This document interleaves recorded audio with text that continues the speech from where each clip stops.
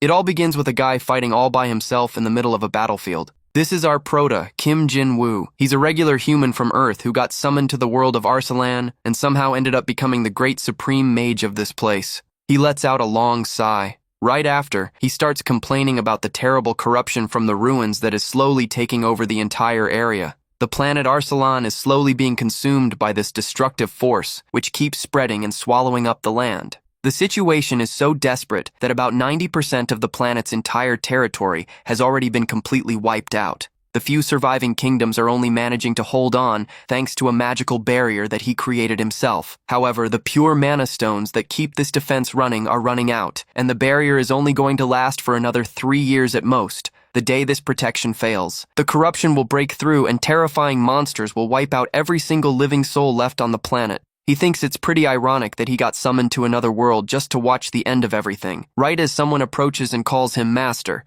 he tells the elf to drop the fancy titles, since they don't mean a thing when the world is literally falling apart around them. His disciple, Darius, agrees but warns him that heading out to the corrupted zone at night is still incredibly dangerous. Jin-woo asks what's so important, and she explains that a super serious emergency order just got sent out. He already saw this coming and admits he doesn't have a fix for it, even though she reminds him that he's the only one who can move around out there without any trouble. The natives of Arsalan can't survive in those corrupted lands. Their very souls get drained away if they stay there for too long. The mage remembers that he's the only one who is completely safe from all of this because he comes from another world. Since his soul is totally different from the locals, the corruption doesn't mess with him, and destroying the source of the rot actually makes him even stronger. He questions what a single person can really do against all of this, but she tells him that only a legendary hero could have immunity like he does. Darius asks if she should just send another rain check for the summon, and he tells her to do exactly that. She tries to comfort her master by saying that even if he gets wiped out on the mission, they have backup bodies ready to bring him right back to life.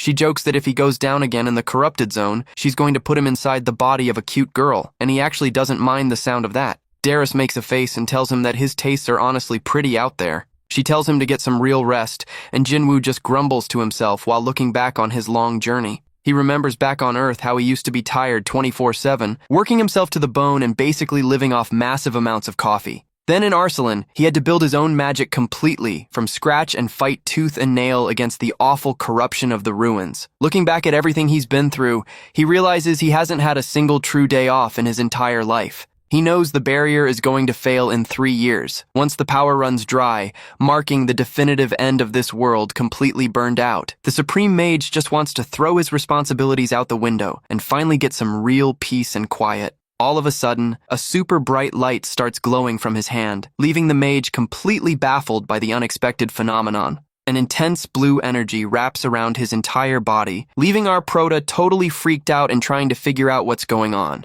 A massive pillar of light shatters the ground around him and shoots up into the sky with insane power. Jin-woo is left completely speechless by the sheer amount of energy bursting out from inside himself. He feels an overwhelming, absolute power rushing through his veins, realizing his soul has just awakened into a transcendent state. The mage is totally stunned that he managed to unlock this level of power right after giving up on everything, especially since he couldn't reach it even after trying for decades. Curious to test out this brand new strength, he holds out his hand to see what this transformation can actually do. He concentrates his spiritual energy and summons a massive, swirling portal right in front of him. A magical notification pops up, revealing that he has opened the Soul Gate, a pathway that can be crossed in spiritual form. He leaves his physical body behind and floats in his soul form, surprised to see that he can actually pass right through the portal. The system explains that he can use his powers freely through the gateway, since this ability is directly powered by his own soul. Determined not to waste any time, he decides to take a leap of faith and flies straight into the mysterious portal. A massive flash of light blinds the entire area as Jin-woo's soul travels across dimensions. The portal suddenly opens up in the sky above a modern city, packed with huge skyscrapers, catching the attention of pedestrians down on the streets. Floating high up in his soul form, he silently checks out the urban landscape all around him. He looks down at the massive metropolis and is shocked to realize that 100 years have already passed since he left this place. He finds it weird that everything looks exactly the same as his old times, wondering if the dimensions got tangled up or if he somehow traveled back in time eager to solve this intriguing puzzle. He decides to fly down fast between the buildings to check on his old home. As he gets closer to street level, he gets a closer look at the cars and the massive modern buildings around the area. He sees a completely unfamiliar building standing right where his house used to be, realizing his old home is long gone. Noticing that he has been completely forgotten and erased from this world, the mage confesses to feeling a little heavy-hearted. Since the planet's ambient energy is super weak, he realizes he needs to find an empty body to possess fast before his soul fades away. Jinwoo's soul flies at high speed through the city streets, looking for a matching vessel. Out of nowhere, he feels a spiritual tingle and notices an unusual presence nearby. He looks over at a luxurious mansion and feels a strange energy radiating directly from inside that house. Without wasting a second, the mage decides to head inside the estate to see what's going on. Walking straight through the wall, he stumbles upon a shocking sight inside one of the bedrooms. On the bed, a young guy is lying in critical condition, surrounded by hospital monitors that won't stop beeping. Jinwoo gets closer to the bedridden guy and starts checking out the condition of this fading body next to the bed. The young man's family members are completely devastated and crying their eyes out, sobbing over his critical state. The doctor tells them they did the absolute best they could, while the boy's grandfather bawls uncontrollably, begging his grandson to hang on. Jinwoo notices that all the machines are still running, but he spots a highly unusual energy swirling around the patient. He focuses his vision and notices something extraordinary that he can't just ignore. He recognizes the young man as Lee Jinwoo, the youngest grandson of the chairman of the powerful Ocean Group, a true academic genius who fell desperately ill. He realizes the guy is already basically gone and completely soulless,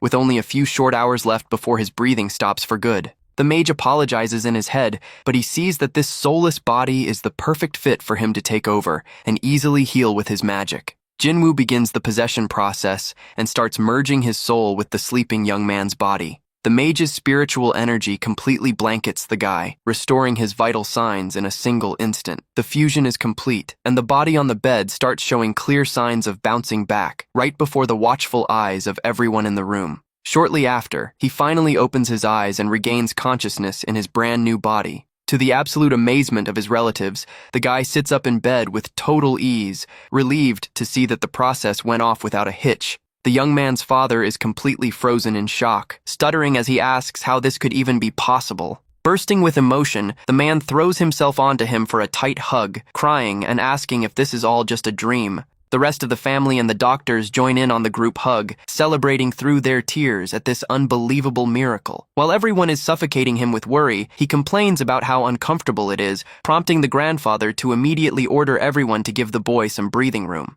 Later on, the guy finally gets some alone time in his luxurious room to rest up and sort through his thoughts. He finds the family pretty chaotic and exhausting, but he understands that their reaction makes total sense after seeing the youngest son basically come back from the brink. He reflects on how awesome it is to be loaded and have a healthy body, figuring that living like this for a while won't be bad at all. Even so, he can't forget that Arsalan is still marching straight toward destruction, and he wonders if there's any way to save it. He keeps wondering if it's truly impossible to destroy the core of the corruption, which keeps spawning terrible monsters non-stop. The mage considers that maybe modern weapons from Earth, like tanks and armored vehicles, could help out in the fight. He quickly shoots down the idea, remembering that even nuclear weapons would fail since the monsters will just keep respawning as long as the core stays intact. Unable to find a good answer to the problem, he lets out a sigh and reaches out his arm to grab a handheld gaming console on the bed. He decides that gaming for a bit is the best way to unwind and clear his stressful thoughts. The moment he hits the power button, the console screen lights up with a bright blue boot-up glow.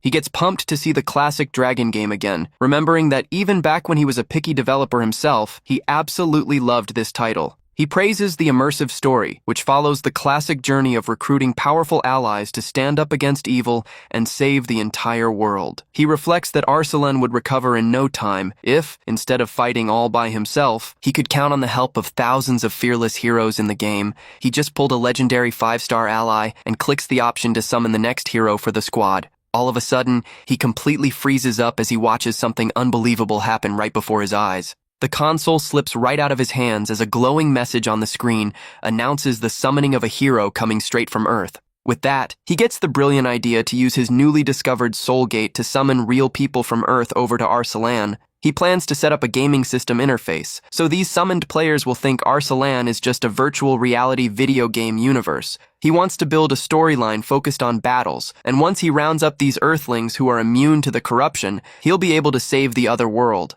The Prota combines his experience as a game developer, his power as a supreme mage, and the massive fortune of his wealthy new family. Filled with determination, he promises to use the 3 remaining years before the end of the world to put this daring plan into motion. The next day, the family gathers in the mansion's massive, luxurious dining hall for a quiet meal. The doting grandfather tells his youngest grandson that he can ask for absolutely anything he wants, whether it's food, entertainment, or any other wish. The young man takes perfect advantage of the opportunity and tells the patriarch that there's something very important he wants to do. The grandfather drops his silverware right then and there, begging his grandson not to say he wants to go back to burning himself out over his studies. The old man worries out loud that his grandson almost lost his life from overworking himself, but Jinwoo sets the record straight that he has a different plan. With a confident smile on his face, the guy calmly announces to everyone at the table that he wants to start developing video games. The revelation leaves the entire family in absolute shock,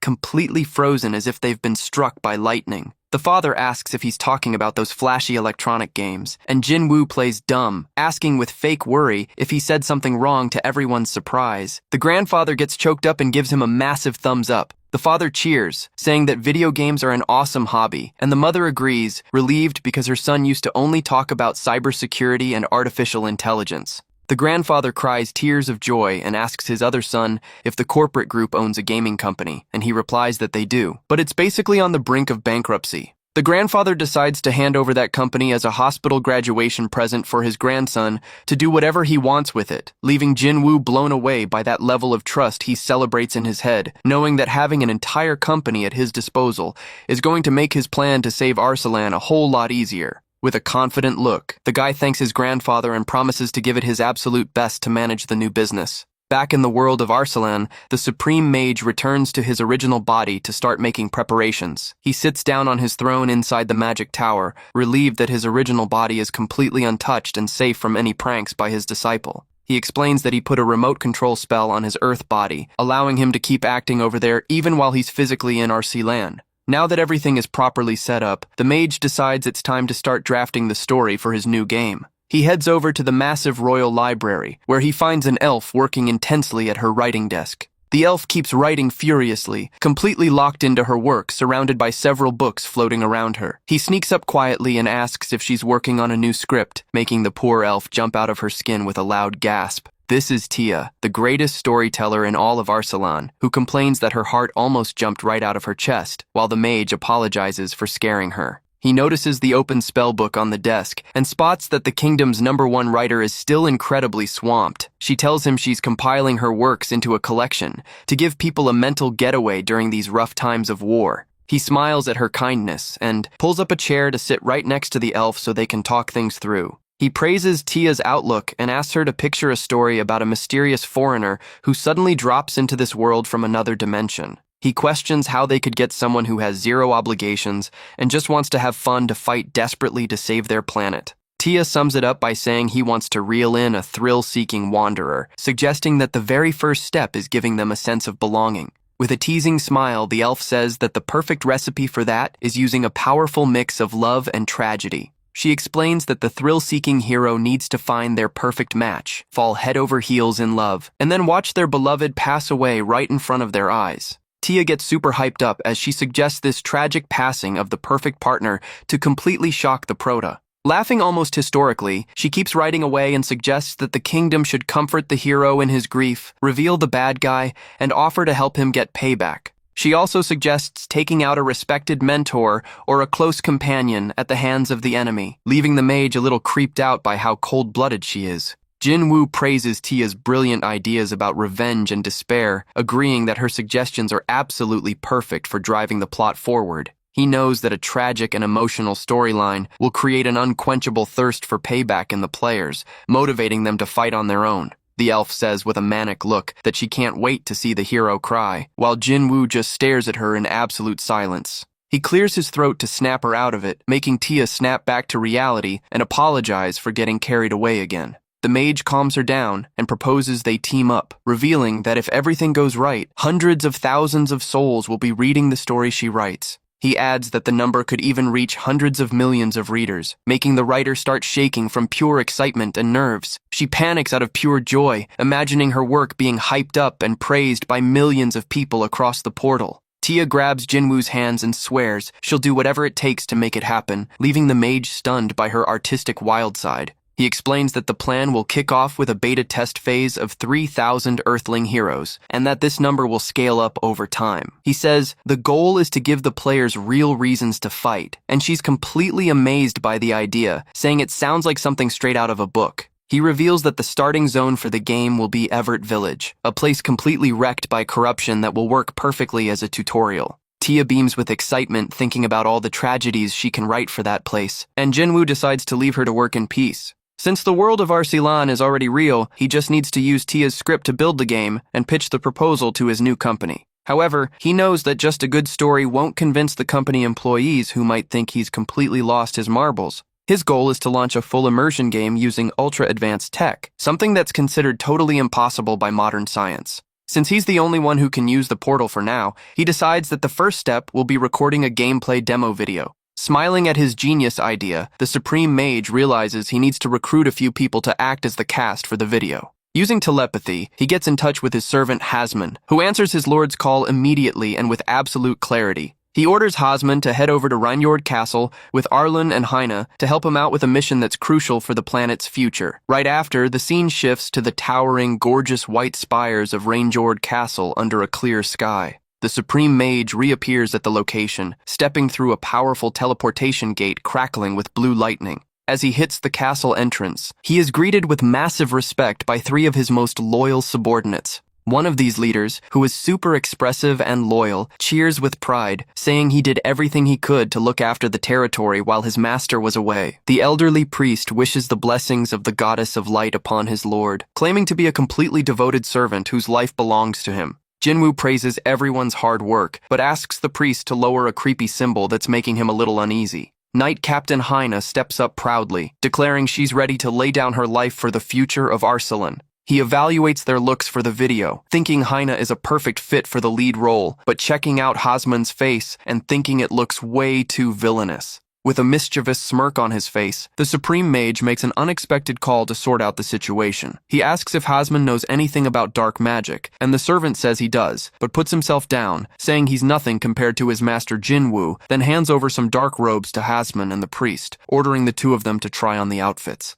To their absolute horror, the clothes instantly transform them into a terrifying skeleton mage and a dark high priest. The elderly priest cries out in despair, saying this is absolute blasphemy, but the Supreme Mage finds it hilarious and tells him the outfit suits him perfectly. Next up, Jinwoo turns to the Knight Captain and says it's time to figure out her look. He checks out Heine's heavy armor and thinks it's way too bulky and boring for what he needs to show off in the game. He tosses a brand new, way more revealing outfit to Heine, leaving the captain completely embarrassed and shocked by the demand. Despite her complaints and awkwardness, the Supreme Mage stands his ground, telling her to just put the clothes on already. He steps close with a dramatic look and tells her she needs to do this for the sake of Arsalan, leaving Heine with zero arguments to back out. A little later, shy footsteps echo through the hall as she walks out to show off the results of the change. Heine reappears wearing some seriously revealing leather armor, leaving even the Supreme Mage completely speechless at the sight. Jinwoo praises her, saying the look is flawless, but the captain questions if this skimpy outfit can even be called armor at all. He explains that, according to the laws of his unique magic, the more exposed the armor is, the higher its defense stats actually go.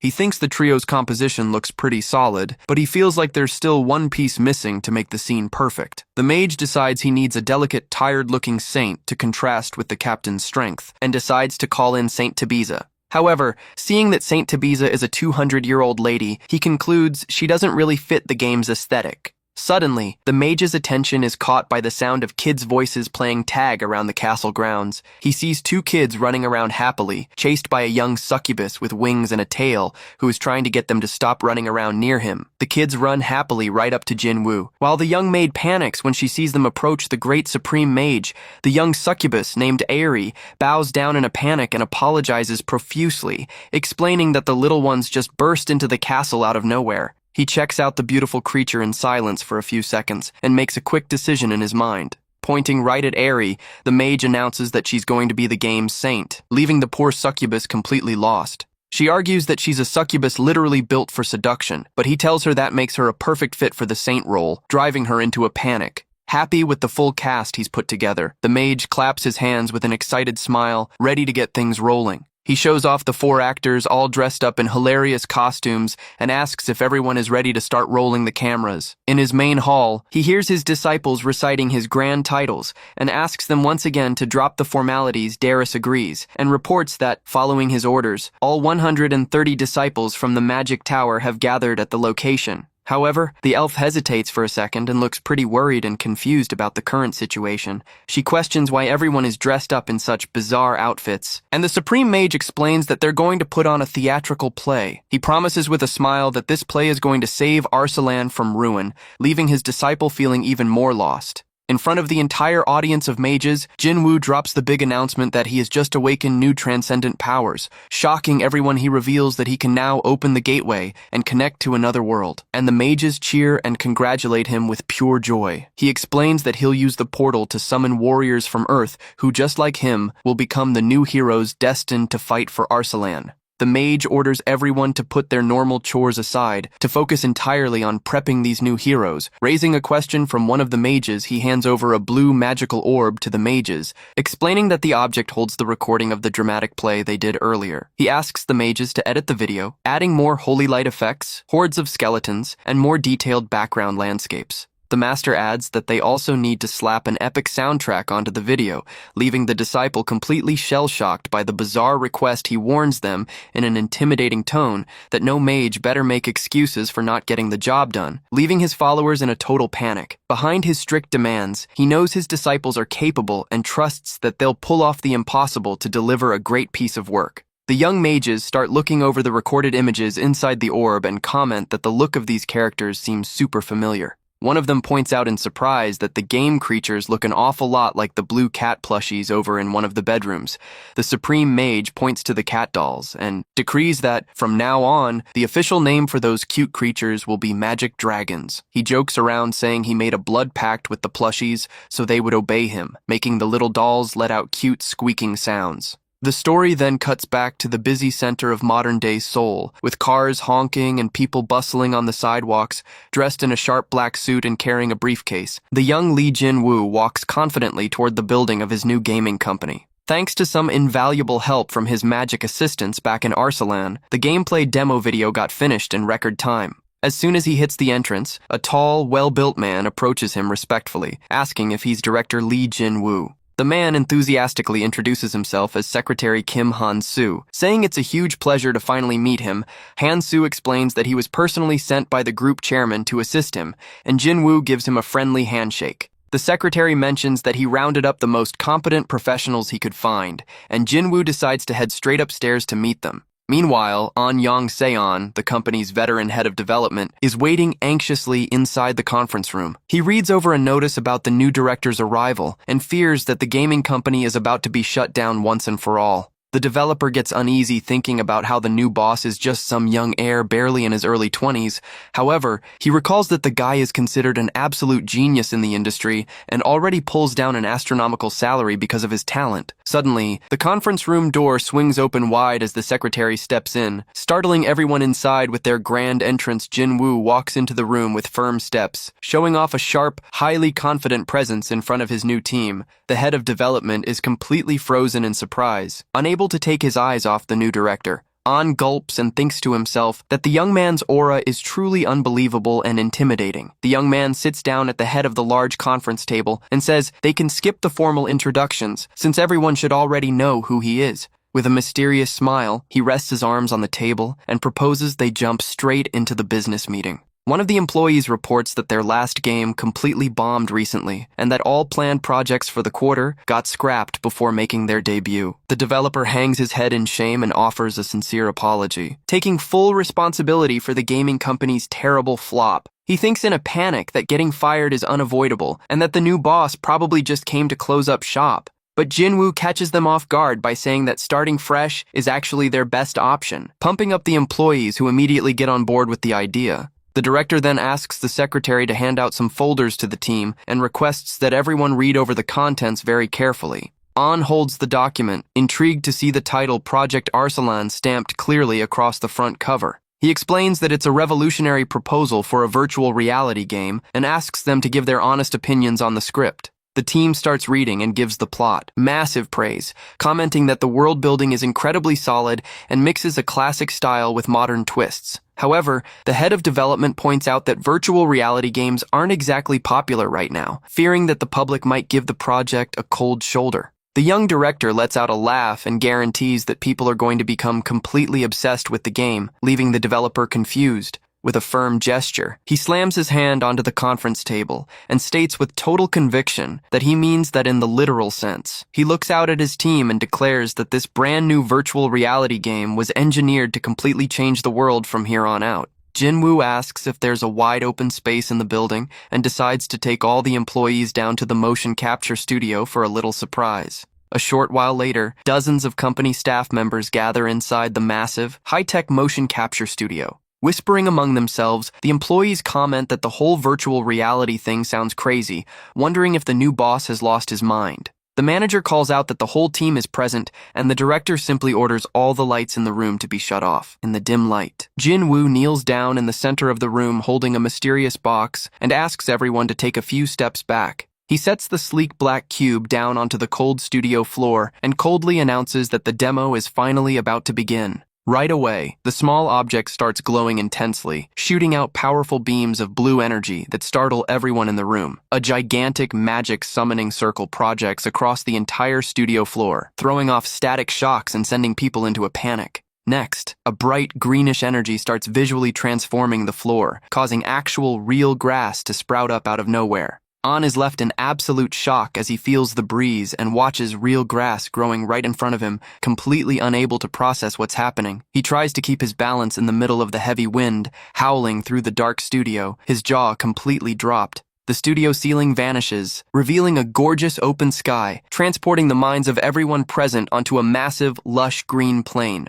Suddenly, a colossal red dragon tears through the clouds and comes flying straight toward them with a deafening roar. Freaking out over the monster, the employees start running and screaming, while Jinwoo tells them to stay calm, explaining that it's just a hologram. An asks out of breath if it's really just a hologram, and the director confirms in a chill tone that this is what true virtual reality looks like. With his arms spread wide in front of the magnificent landscape filled with flying dragons, the young man proudly announces that this world is called Arsalan. This is the mind-blowing setting that will serve as the official stage and backdrop for the ambitious project the director is about to drop. The developer asks, with a shaky voice, if this is really the game he drafted, and Jinwoo smiles, asking if the demo turned out convincing enough. While everyone wonders just how advanced this insane tech actually is, the mage snaps his fingers to kick off the main event of the presentation. All of a sudden, dark and shadowy rifts start tearing open in the ground right under the employees' feet, scaring the group all over again. The blue sky quickly flips into a blood-red nightmare landscape as a massive solar eclipse blocks out all natural light right after. A creepy skeletal hand violently busts through the dirt, popping up right before the terrified eyes of the spectators. Hasman, now glowing with green flames as the skeleton necromant from the video, lets out an evil laugh and orders his minions to attack. Dozens of skeleton warriors come charging out of the rifts while the villain cackles, shouting that the power of darkness is going to corrupt everyone. The terrifying necromant raises his hand of bones and swears he's going to steal the hearts of the weak, summoning even more dark minions. The employees lose it, asking in a panic if this is seriously just a hologram, but the director plays along, joking that maybe it isn't. Out of nowhere, a firm voice orders everyone to stand back as a fast blur rushes in to defend them. It's Captain Haina, charging ahead at full speed while wielding her glowing sword to take on the monsters. With a single, clean strike of her blade, she shatters several skeleton warriors all at once, leaving the spectators totally amazed. A warm, comforting golden light starts radiating from the hand of another ally, who calmly tells everyone to relax. Floating majestically up in the air, the new saint summons massive pillars of divine light that blanket the entire battlefield. She stretches her arms out toward the captain and guarantees that the holy light will shield her against the forces of evil. The employees are moved to tears watching the scene play out, cheering wildly that the saint's blessing and the night of light have saved them. Seeing his team's dramatic and emotional reactions, the young director smiles, satisfied that he managed to pull everyone straight into the story. A smirk edges onto his face, celebrating in his head that everything is playing out exactly according to plan. With his arms crossed in front of the blood-red sky projection, the Prota feels like his goal is getting closer and closer to succeeding. With a determined flash in his eyes, he decides it's time to unleash the grand climax of the simulation. The terrifying skeleton Necromante lets out another dark laugh, threatening to turn the Earthlings themselves into lab rats for his darkness. He orders his army to push forward, to tear the intruders to shreds and feast on their flesh, making the monsters let out a spine-chilling roar. The knight calls out to the saint and gets a quick shout back, bracing themselves to drop a joint counterattack. Raising her glowing hand up to the sky, the saint makes a moving plea, asking everyone in the area to lend the light from their hearts. Totally immersed in the fantasy, the staff members lift their hands with tears in their eyes to donate their energy and help out in the battle.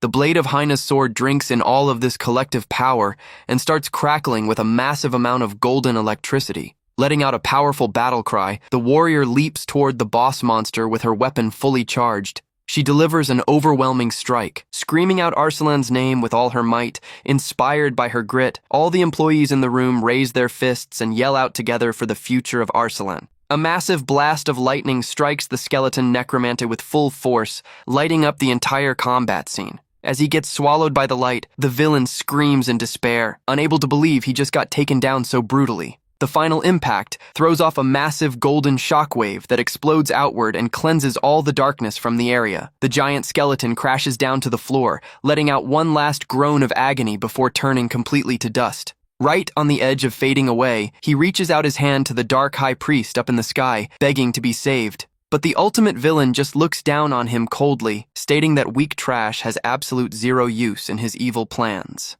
With a snap of the evil leader's fingers, the necromant is swallowed up by purple flames and destroyed for good amid screams of agony. The audience of Earthlings watches the scene in total shock, unable to believe the big bad just coldly eliminated his own ally. The shadowy priest then points right at the employees and warns them in a creepy voice that they're going to be the next victims. Facing the terrifying purple threat spreading toward them, people start running and screaming in a panic, begging for help to save their lives. An and the others cover their heads and yell in fear in the middle of the darkness, bracing for the worst, until a sharp snap of light cuts through. Finding the sudden silence weird, the head of development slowly opens one eye and gets completely confused by what he sees. They realize they're right back in the building's regular motion capture studio, with the normal lights turned on and everyone sprawled out on the floor. Director Jin Woo is standing there, leaning against the wall right next to the light switch with a friendly, chill smile on his face. He asks in a playful tone if the video demo experience didn't turn out pretty awesome for their project.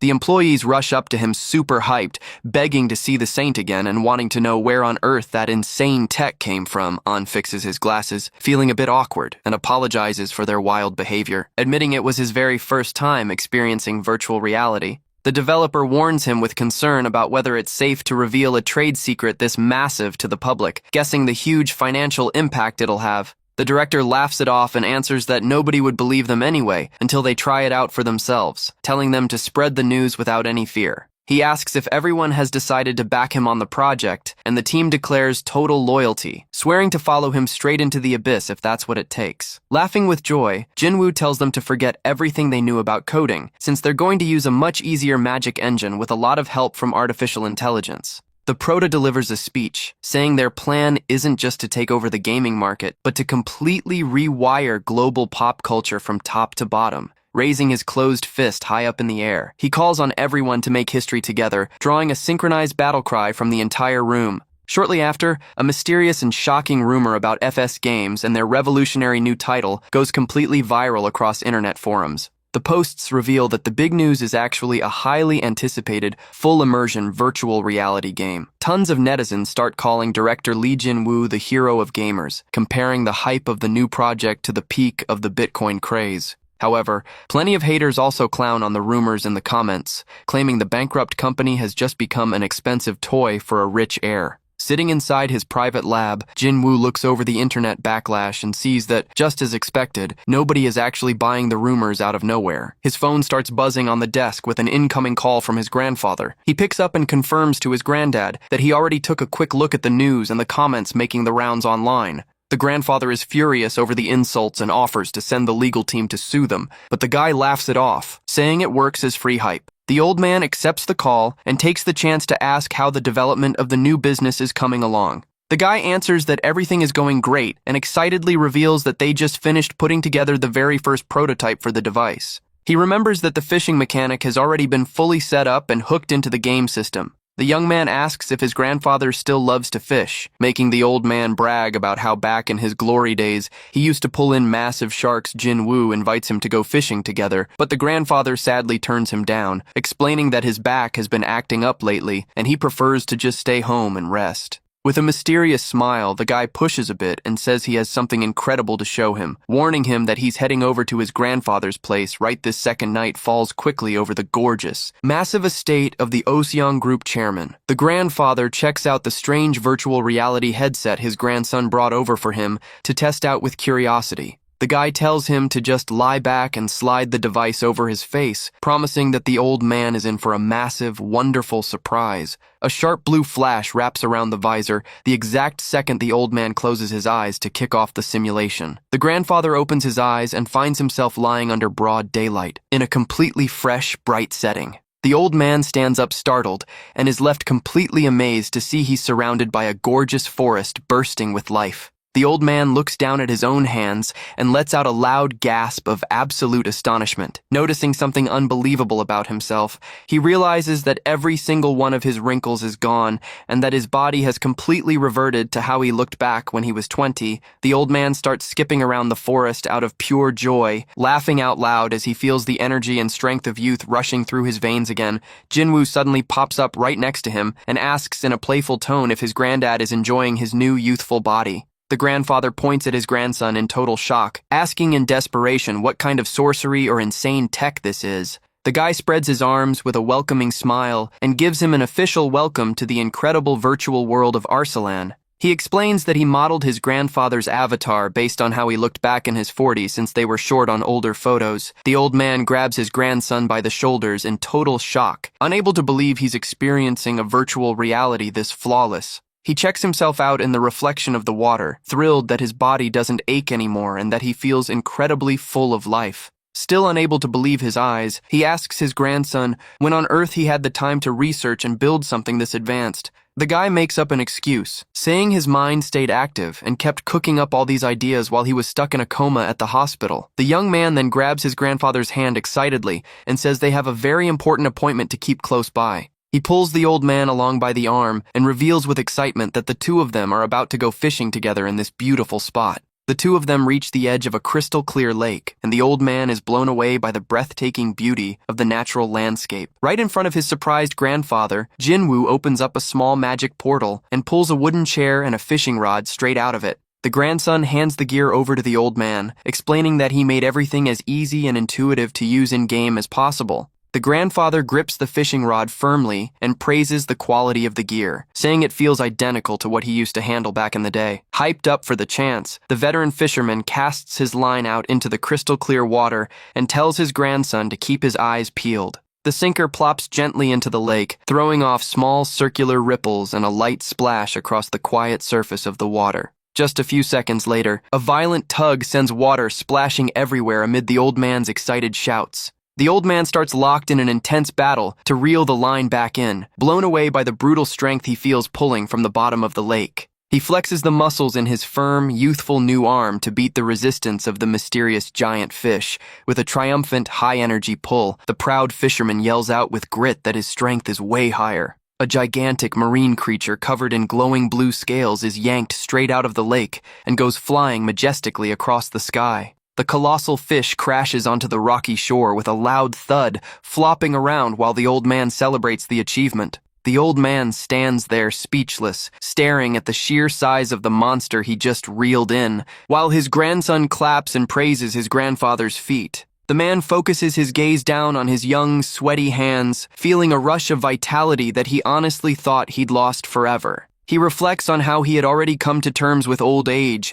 and the unavoidable loss of his physical strength over time. With his eyes shining out of pure happiness, the old man realizes he hasn't felt this packed with energy and life in decades. The old man lets out a genuine, booming laugh that echoes across the entire green valley out of pure joy. Watching his grandfather's happiness, Jinwoo smirks, knowing he's going to bring over plenty of Earthlings to save this beautiful planet. The young man suggests taking a photo to commemorate it, and the grandfather gets excited about the option to log his big moment. He poses victoriously, sitting right on top of the giant fish and flexing his muscles, feeling stronger and more refreshed than ever. Once night hits, the two sit down around a campfire to grill up the fish and enjoy their meal under Arsalan's starry sky. Lee Yun-seon happily eats the grilled fish, totally amazed that he can actually taste it for real, while Jinwoo just smiles and tells him to enjoy the food. In the middle of the woods, Jinwoo suddenly catches a strange rustling in the bushes. Finding it weird that there are people around whom he doesn't recognize as locals from the area,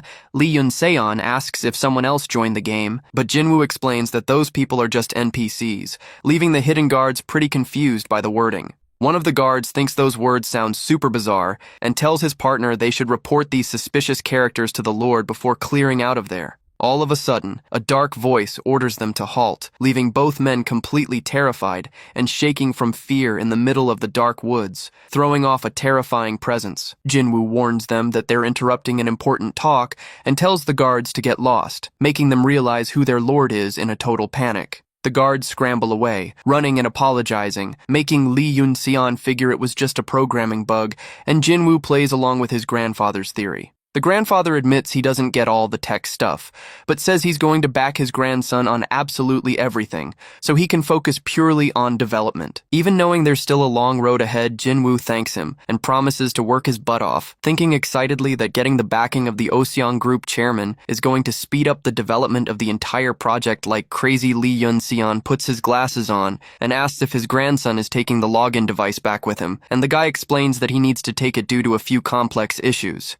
The grandfather stretches, super hyped up by the strength of his avatar, and says he doesn't want to just sit around at home waiting to fade away since he feels healthy enough to actually enjoy life. Jinwoo lets out a sigh and asks his grandfather to just wait until they start rolling out the devices, leaving the old man chuckling away and praising his youngest grandson. Meanwhile, back on Earth, the story focuses on Kim Chun-ho, who used to be the butler for the former chairman, Lee Hyo-seong, showing off the massive corporate building of FS Games. To help the new players get adjusted, the team kept grinding out improvements and completely rebuilt the entire game system using the brand new compressed magic engine. Working off the script written by Tia, they crafted the main opening storyline, while the art team finished up the look and detailed daily routines for all the NPCs. One of the female staff members keeps sighing while staring at the image of team leader Leon on her computer screen, thinking he looks incredibly gorgeous. She and her co-worker chat away excitedly, saying he's the perfect dream character, wishing they could see him moving around in person inside the game. Director An Young-seon pops up right behind them and mentions that as soon as they step into Arsalan, everyone will finally get to check out the character up close. The two girls look back at him with a disappointed glare, reminding him that only directors and team leaders have been allowed to test the game so far, leaving him looking a bit awkward. One of them asks if the director has been pulling all-nighters in the testing room because he's swamped, and he just gives a weak smile, saying he's just doing his job. Suddenly, the office's automatic door slides open with an electronic beep as someone hits the entry button for the development room. Jinwoo walks into the room with a smile and is greeted with massive hype and tons of warm good afternoon wishes from every single employee in the place. The guy announces that the login device just cleared its stability tests, meaning mass production on the hardware is finally ready to kick off. The boss says that now the director in charge is going to deliver the most important announcements, making a shy An Young-seon look pretty nervous in front of everyone. The director starts talking about the Universe event, which is the massive showcase put together to push the Oseong Group's new line of electronics.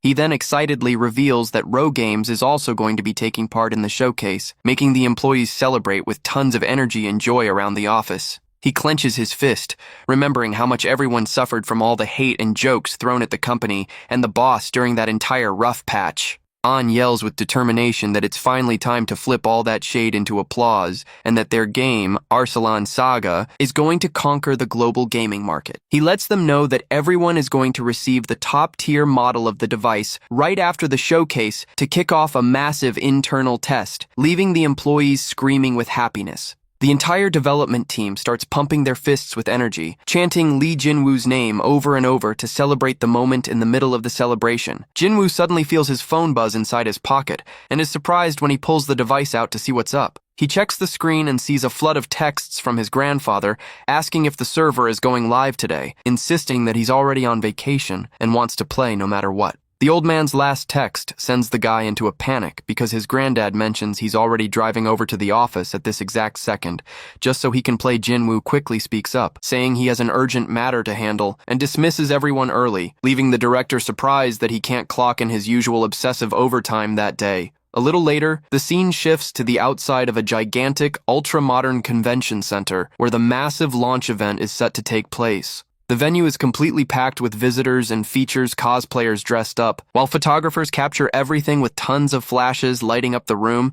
A few reporters comment that Jinwoo's company is broke and that trying to hype up the public with fake promises of virtual reality would be a total scam. Others chat among themselves, saying the company is getting a ton of attention, but plenty think this showcase could be their worst mistake if the virtual reality isn't the real deal. They look back on how the virtual reality market has been a technological flop, finding it absurd that a struggling company claims to have built something this revolutionary. The audience settles in, and the announcer comes over the speakers to say that the official Oseong Electronics launch event is about to start in just a few moments, pumping up the crowd. The host walks onto the stage with a smile and says that before they talk about the new business ventures, he'd like to bring out someone very special to open up the conference. Under a spotlight, the host calls Chairman Lee Jinwoo of FS Games up to the stage, and the guy walks out with massive elegance and absolute confidence. The crowd starts whispering, impressed by the presence of the young genius from the Oseong family who made it back alive. While he introduces himself into the mic, Jinwoo says he finds the recent rumors hilarious. The ones claiming he built an anti-gravity device out of superconductors and landed on the moon just to fund the company. With a confident smile, the guy tells the audience that what he's about to show off today isn't quite that crazy, but it's definitely going to blast past everyone's expectations. Jinwoo extends his arm firmly toward the stage and solemnly declares to the crowd that it's time to kick off the grand presentation. Out of nowhere, a terrifying water visual effect splashes across the screen and swallows up the entire stage, leaving the whole audience in absolute shock at how real the image looks. The spectators yell out in fear as the ocean looks completely real right in front of them, wondering if this is some kind of advanced four-dimensional holographic effect. In the middle of the water projection, Jinwoo narrates that humanity conquered the ocean and that despite all the tragedy and pain, human footsteps finally reached the sand. The image shifts into a vast, barren desert, while the narration keeps going, saying they gazed across deserts, walked through open fields, and faced eternal snows. The stage projection shifts to an icy mountain, and Jinwoo keeps up his speech saying humanity conquered the highest peaks with courage and grit. The spectators are totally amazed as they reach out to touch the frozen flakes, realizing they can actually feel the chill and texture in an unbelievable way.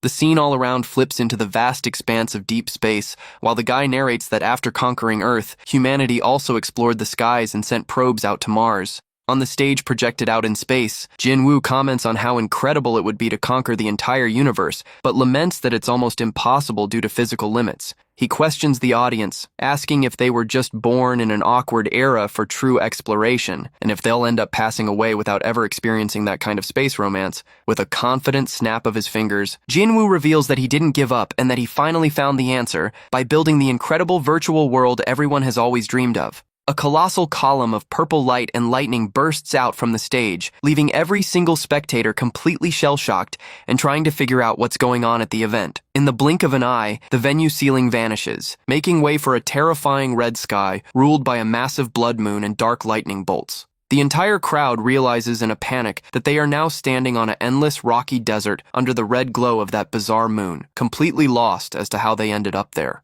The photographer wearing glasses looks around freaked out, asking himself where on earth they are, while a tiny pink creature with wings floats calmly right next to his face. Tons of cute little monsters start flying around in the middle of the panicked crowd, who are screaming out as they try to wrap their heads around all these strange creatures around them. Jinwoo pops up with a smile right in the middle of that chaotic setting, and keeping his cool elegance, asks for permission to finally introduce this incredible news to everyone. Several major characters from the game appear right behind him as the guy introduces Arslan Saga, revealing it to be a full immersion virtual reality game. Jinwoo holds up the brand new holographic login device and announces that early access kicks off in 2 weeks, capped at just 2,500 units. The hardware's official sales page, called Soul Link, goes live on the Oseong website with $1 million price tag, showing the limited stock of devices available for purchase. The announcement screen glows intensely, highlighting that this is the official and exclusive login device for players to connect to the world of Arslan Saga across the internet. Dozens of negative comments pop up, calling the project a total sham and accusing the company of stock manipulation, though a few suspect it might actually be real.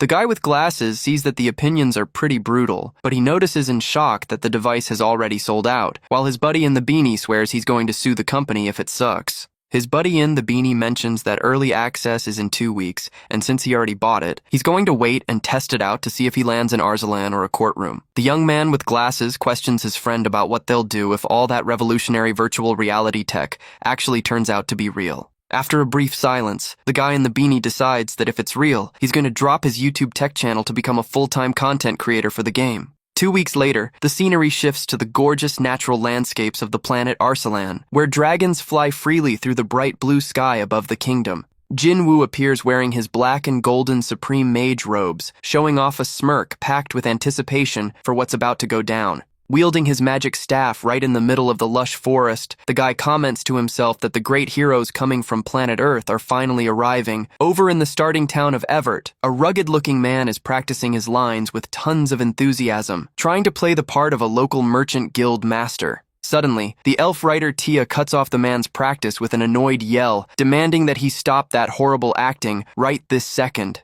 She complains that his performance as an innkeeper is way too stiff and demands that he eat 6 meals a day starting today to build up the stomach required for the role. Tia then spins around toward Dulce the blacksmith and asks if he memorized all his lines. Kicking off the action as soon as the man snaps a military salute, confirming everything, Dulce raises his glowing hammer and starts acting in a comical way about accidentally breaking a sword in half, making the elf love it and ask for even more sarcasm from him. The blacksmith questions if the game's success rate really needs to be this bad, but Tia explains that the system was built exactly this way to get the players totally hooked. Jinwoo approaches the group and praises everyone's solid work around the village, leaving the elf super excited to see her master showing up out of nowhere to supervise. The guy asks if the mage's tower is running smoothly, and Tia confirms it is, saying the structure can pump out up to 10,000 artificial bodies all at once. Jinwoo notes with concern that the magic stones are their biggest bottleneck right now and that they need to clear up this issue to reach their final goal without any surprises.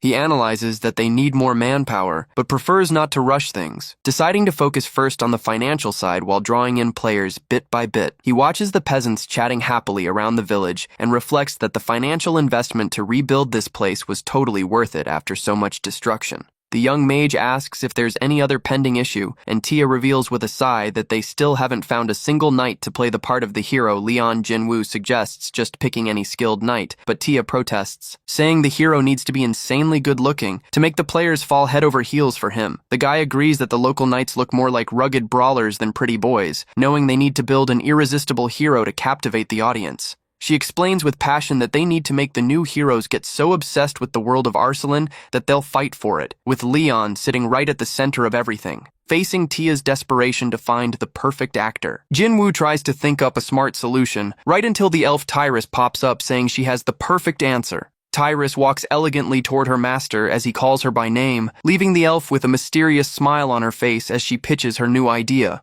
She suggests creating the body for the hero Leon and having Jinwoo possess it himself, leaving the master suspicious that the elf just wants to see him inside that handsome body. Despite thinking the idea is interesting, the guy prefers to build the hero's body first to look over the details later, questioning what the elves really think of him. With a sinister, dark look, Tyrus reveals with a creepy smile that the hero's body is already completely finished and asks her master to follow her. She opens the doors to a massive, luxurious hall packed with artificial bodies standing upright, leaving Jinwoo surprised to see so many realistic dolls gathered in one place. The guy admits that this place full of lifeless bodies gives him a bit of the chills, while Tia stands there completely fascinated, staring at one specific doll. Tia thinks one of the dolls is super cute, and Tyrus explains that it's actually a kid version of the master himself, designed specifically to fit perfectly on someone's lap. The elf writer goes crazy over the doll's cute cheeks and wants to play with it. But Jinwoo seriously advises her not to try that under any circumstances. Tia complains,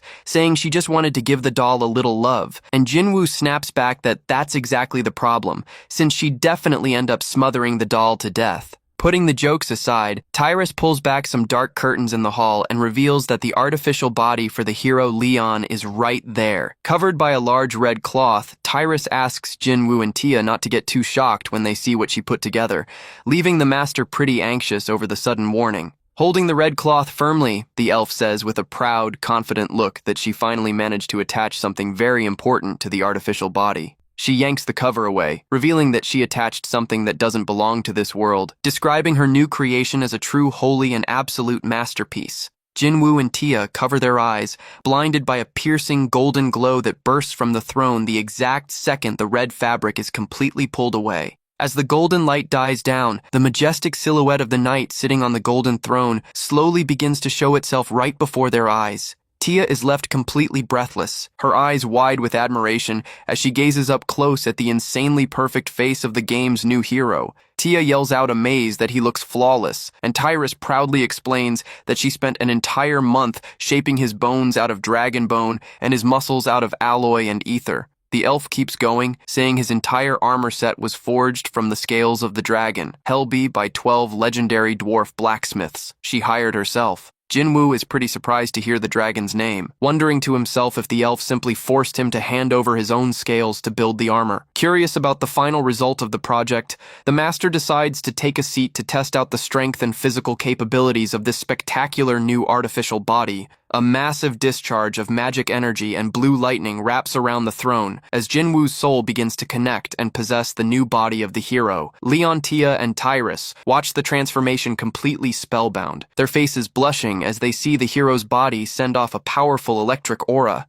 Slowly, the hero Leon opens his piercing blue eyes, showing that the possession of Jinwoo's soul into the artificial body went through successfully. Meanwhile, back in Seoul, there are only 10 minutes left before the grand opening of the server, and a famous streamer is showing off the standard edition of the device. The streamer, Habyul, shows off the SoulLink device to her 3 million subscribers, while the viewers in chat drop questions about buying the hardware. She explains that she bought the standard version first out of fear that it might be some kind of scam, while the chat stays split between jokes and praising the futuristic design. Sliding the headset over her eyes, Habyul is amazed to see her broadcast screen floating right in front of her, commenting that she could stream like this forever. Suddenly, an electronic beep alerts her that the clock has hit exactly 10 o'clock in the morning, which was the scheduled time for the virtual game's official launch. A message pops up warning her that the connection is live and asks her to get comfortable while the chat reacts anxiously to the news. Habyul tells her viewers that she's going to try connecting to find out once and for all if the game is true virtual reality or just a massive scam. Anxious to see the payoff of her investment, the young streamer hits the activation button on her device and kicks off the system login procedure. She leans back in her chair as a heavy blue light wraps around her entire field of vision, leaving her confused by the surprising sensation of the connection starting up. The girl lets out a gasp of surprise as the system scans her eyes and quickly transports her inside a brand new, unknown digital dimension. A massive portal of data activates, revealing a gigantic blue crystal spinning in the center of a mysterious energy chamber back in Arsalan. Captain Heine cheers excitedly at the arrival of the very first hero and orders the mages to kick off the summoning process through the glowing magic circle, rubbing her eyes while still half asleep. Habyul wakes up lying down and lets out a soft murmur while trying to get used to the brightness of the new spot. She realizes she's floating barefoot right in the middle of a massive cosmic space packed with stars, asking herself out of total confusion where exactly she landed when logging in. The young woman notices that the floating chat screen is still live right next to her and yells excitedly to her viewers, confirming that she is officially inside true virtual reality. Checking out the glowing panels all around her, she figures she's inside the character customization room and starts messing around with the options available on screen. The holograms show off the playable races available to choose from in the game, which include humans, orcs, elves, and dwarfs, leaving her hyped up by how each one looks. Habiel decides to go with the prettiest race by picking an elf, taking the chance to make a few custom tweaks to her new body before moving forward. As soon as the settings are locked in, her new avatar's feet gently touch down onto the lush green grass of a real forest inside the world of Arsalan. She checks out her clothes and yells to her audience that she really transformed into an elf, while the system warns her that her agility stats have been dropped due to the body. The chat goes absolutely wild over her avatar's physical stats, and the girl looks over impressed at the castle off in the distance, realizing she's finally inside Arsalan. With her eyes lighting up into heart shapes, the streamer screams with joy because the game looks flawless, and the chat agrees that the setting is pure fantasy. She cries tears of happiness over actually being in a virtual reality, but quickly gets confused, not knowing which way she's supposed to head to start her journey. A towering knight suddenly pops up behind her out of nowhere and points in the right direction to find the starting village, giving the young elf a pretty good scare. She whips her head around with wide eyes, completely frozen as she faces the imposing figure of the mysterious warrior standing right in front of her. The knight. Leon flashes an extremely charming smile under the blue sky and gently asks if the young lady would care to join him on the way to the event village. Sporting a flawless look that shines under the sunlight, the warrior introduces himself formally as Leon, completely locking down the streamer's attention. Over in the starting town, dozens of players sporting all kinds of different avatars are already running around from side to side, exploring every single detail of this incredible virtual world. One of the players yells out hyped up that Li Jinwu is a literal god, while another invites the people around to party up and level up together in the game. A guy wearing traditional martial arts gear confuses another player by asking if this place is part of some expansion for a Chinese martial arts game. Hebiul is totally Aichiu, amazed as she steps into the village and sees so many heroes gathered there already, while the viewers praise the cozy look of the town lost on where to go now that she's made it to the tutorial village. The young elf decides the best way to find her bearings is to ask one of the guards at the entrance for help. She gives a super friendly wave to the city guard, who gets a little startled and celebrates on the inside for finally standing in front of a new hero. The guard clears his throat nervously and tries to calm down, remembering that he needs to follow the lines from the script created by Tia in a natural way. With a forced, bright smile, he welcomes her to the starting village and asks the hero to state her name. Leaving the girl thinking over her nickname, Habiel throws up a peace sign with her hands and decides she's going to use her actual streamer name, officially registering her handle on the system panel. A system notification confirms the creation of the name Habiel and reminds her about the drop in her physical agility, leaving the elf super happy with the registration done. Habiel is blown away by how realistic everything feels and asks the guard if he's a player, but his robotic answers confirm that he is a real NPC. She asks if he has any quests to hand out, and the guard replies automatically, praising her grit as a hero for looking for tasks right off the bat. The guard points off toward a large castle and indicates that she should head over to the Adventurers Guild, leaving the young elf extremely happy and grateful for the tip, reading over the comments in chat, begging to see that handsome knight from earlier again. The streamer fully agrees and says she really wants to run into him again in-game. She mentions that the mysterious knight simply took off the exact second they hit the town gates, guessing that he probably wasn't just a regular player. Habiel believes he's an important NPC, and that she'll get leads on him soon by doing quests, while she walks through the busy streets of the starting village from high up in Arsalan's sky. Jinwoo watches the positive reactions of the new players to the hero Leon and thinks to himself, satisfied, that the others are going to love hearing about this. With his eyes glowing with blue flames under his supreme mage identity, he decides to use his special skills to look close at Habiel's soul and check out her traits. He reflects that soul traits shape the identity and hidden talents of humans, allowing their strength to grow way faster through his techniques. Checking out the heroes around, Jinwoo notices that most people hold low-rank souls, ranging mostly between ranks D and E on the power scale. However, focusing his gaze specifically on the young elf streamer, the mage gets a little startled as he spots something completely out of the ordinary, glowing inside her soul. The guy discovers that she holds a rank, a social evolution trait, which allows her to easily make friends with any person or wild creature. Jinwoo figures that her long years working as a professional streamer must have sharpened that social skill in a totally natural way. He realizes that if this skill is properly leveled up, the elf will be able to make friends with monsters and spirits, leading the purification process for Arsalan. The scene focuses on the imposing building of the starting village's Adventurers Guild, which shows off a beautiful architecture packed with classic fantasy details. Curious and with an anxious smile on her face, Habiel gently pushes open the doors to the Adventurers Guild and peeks inside to see what the place looks like. She is dazzled by the luxury of the main hall, which looks like the lobby of a massive palace hotel, packed with shiny decorations and a red carpet rolled out. Out of nowhere, a sweet, captivating voice gives an official welcome to the hero, making the streamer look over toward the counter with her eyes lighting up in surprise. The elf Tia introduces herself with a smile as the Adventurers Guild's official receptionist, giving an official welcome to the new player who just arrived. Habiel is completely frozen by the receptionist's insane beauty. While her stream chat starts blowing up with praise for the elf, Tia gently explains the massive perks of registering with the guild and sets the sign-up sheet down on the counter, telling her to sign without any fear. Spellbound by Tia's friendliness and hyped up by the praising comments in chat, the young streamer accepts right away and decides to sign up with the guild. Holding a classic quill pen, the girl writes out her signature on the paper, looking super focused to make her entry into the Adventurers Guild official. Tia congratulates the hero on signing up and hands over a starter kit holding silver coins, an identification scroll, and a spatial inventory bag. Habiel thanks her with tons of enthusiasm and warmth, and Tia gently pats her head with a cute smile, leaving all the stream viewers dying of jealousy. From high up on a village rooftop, the supreme mage Jin Woo watches the movement on the busy streets, keeping a close eye on the first steps of the new adventurers through a mental text message. Tia tells her master that she just met the cute Habiel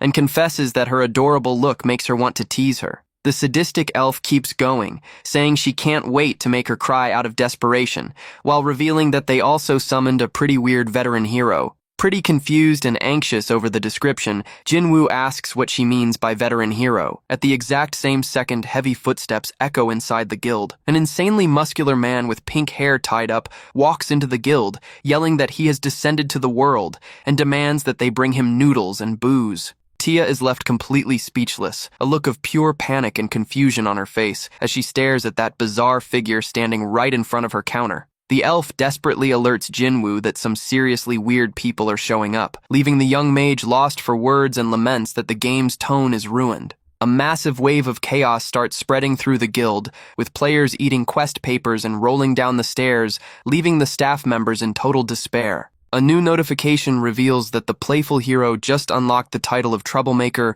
for managing to annoy the elf Tia, though the title has absolute zero special functions. Completely wiped out and defeated by all that chaos stirred up by the crazy players, the poor receptionist collapses, sitting down on the guild floor. With a dark look and her fists clenched in anger, Tia promises herself that one day she'll see all those problematic heroes crying tears of regret. With a creepy smile and sweating from pure rage, the elf says she'd make any sacrifice, including tearing their hair out, just to see the heroes suffer back on Earth. The news that Jinwoo's virtual reality game is 100% real spreads like wildfire, causing a gigantic uproar across every news outlet in the world. Several content creators who bashed the project earlier start public broadcasts, bowing down to offer sincere apologies to everyone. The impact of the news is so devastating that governments in multiple countries start airing emergency programs. Since everyone realized the massive scale of that tech world, leaders understand that if they don't jump on this technological evolution immediately, their nations will be left in the dust and forgotten forever.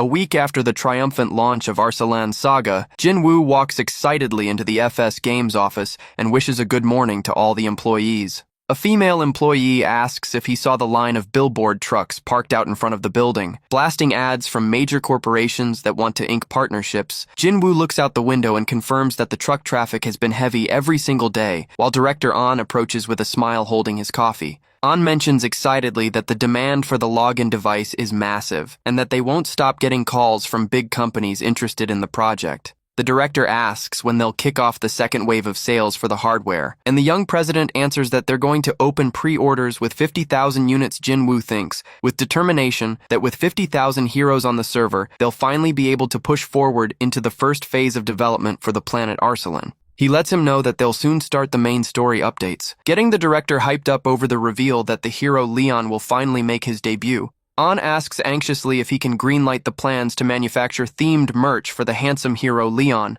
like keychains and figures. Since sales success is a lockback in Arsalan, Jinwoo appears dressed in Leon's shiny armor set and checks himself out in the mirror, looking pretty uncomfortable with his new look. Looking carefully over his reflection in the glass, Jinwoo is forced to admit that the body for the hero Leon actually turned out ridiculously handsome and attractive. He gets pretty embarrassed over catching himself admiring his own looks and snaps angrily for Tyrus to knock on the door before suddenly bursting into the room without warning. Tyrus ignores the complaint and whispers in a theatrical way about the melancholy inside Prince Leon's eyes, making Jinwoo sigh as he sees she's going to keep up the acting. The young mage spins around quickly from the mirror and desperately begs the elf to stop acting in that dramatic, goofy way in front of him. Tuning out his request, Tyrus gets even closer with a dark look and recites dramatic lines about him being a traveler with sad eyes who carries the weight of tragedy. Right after, she asks in a theatrical tone if the benefactor would care to hear her tragic tale, forcing Jinwoo to beg her to drop that exhausting voice.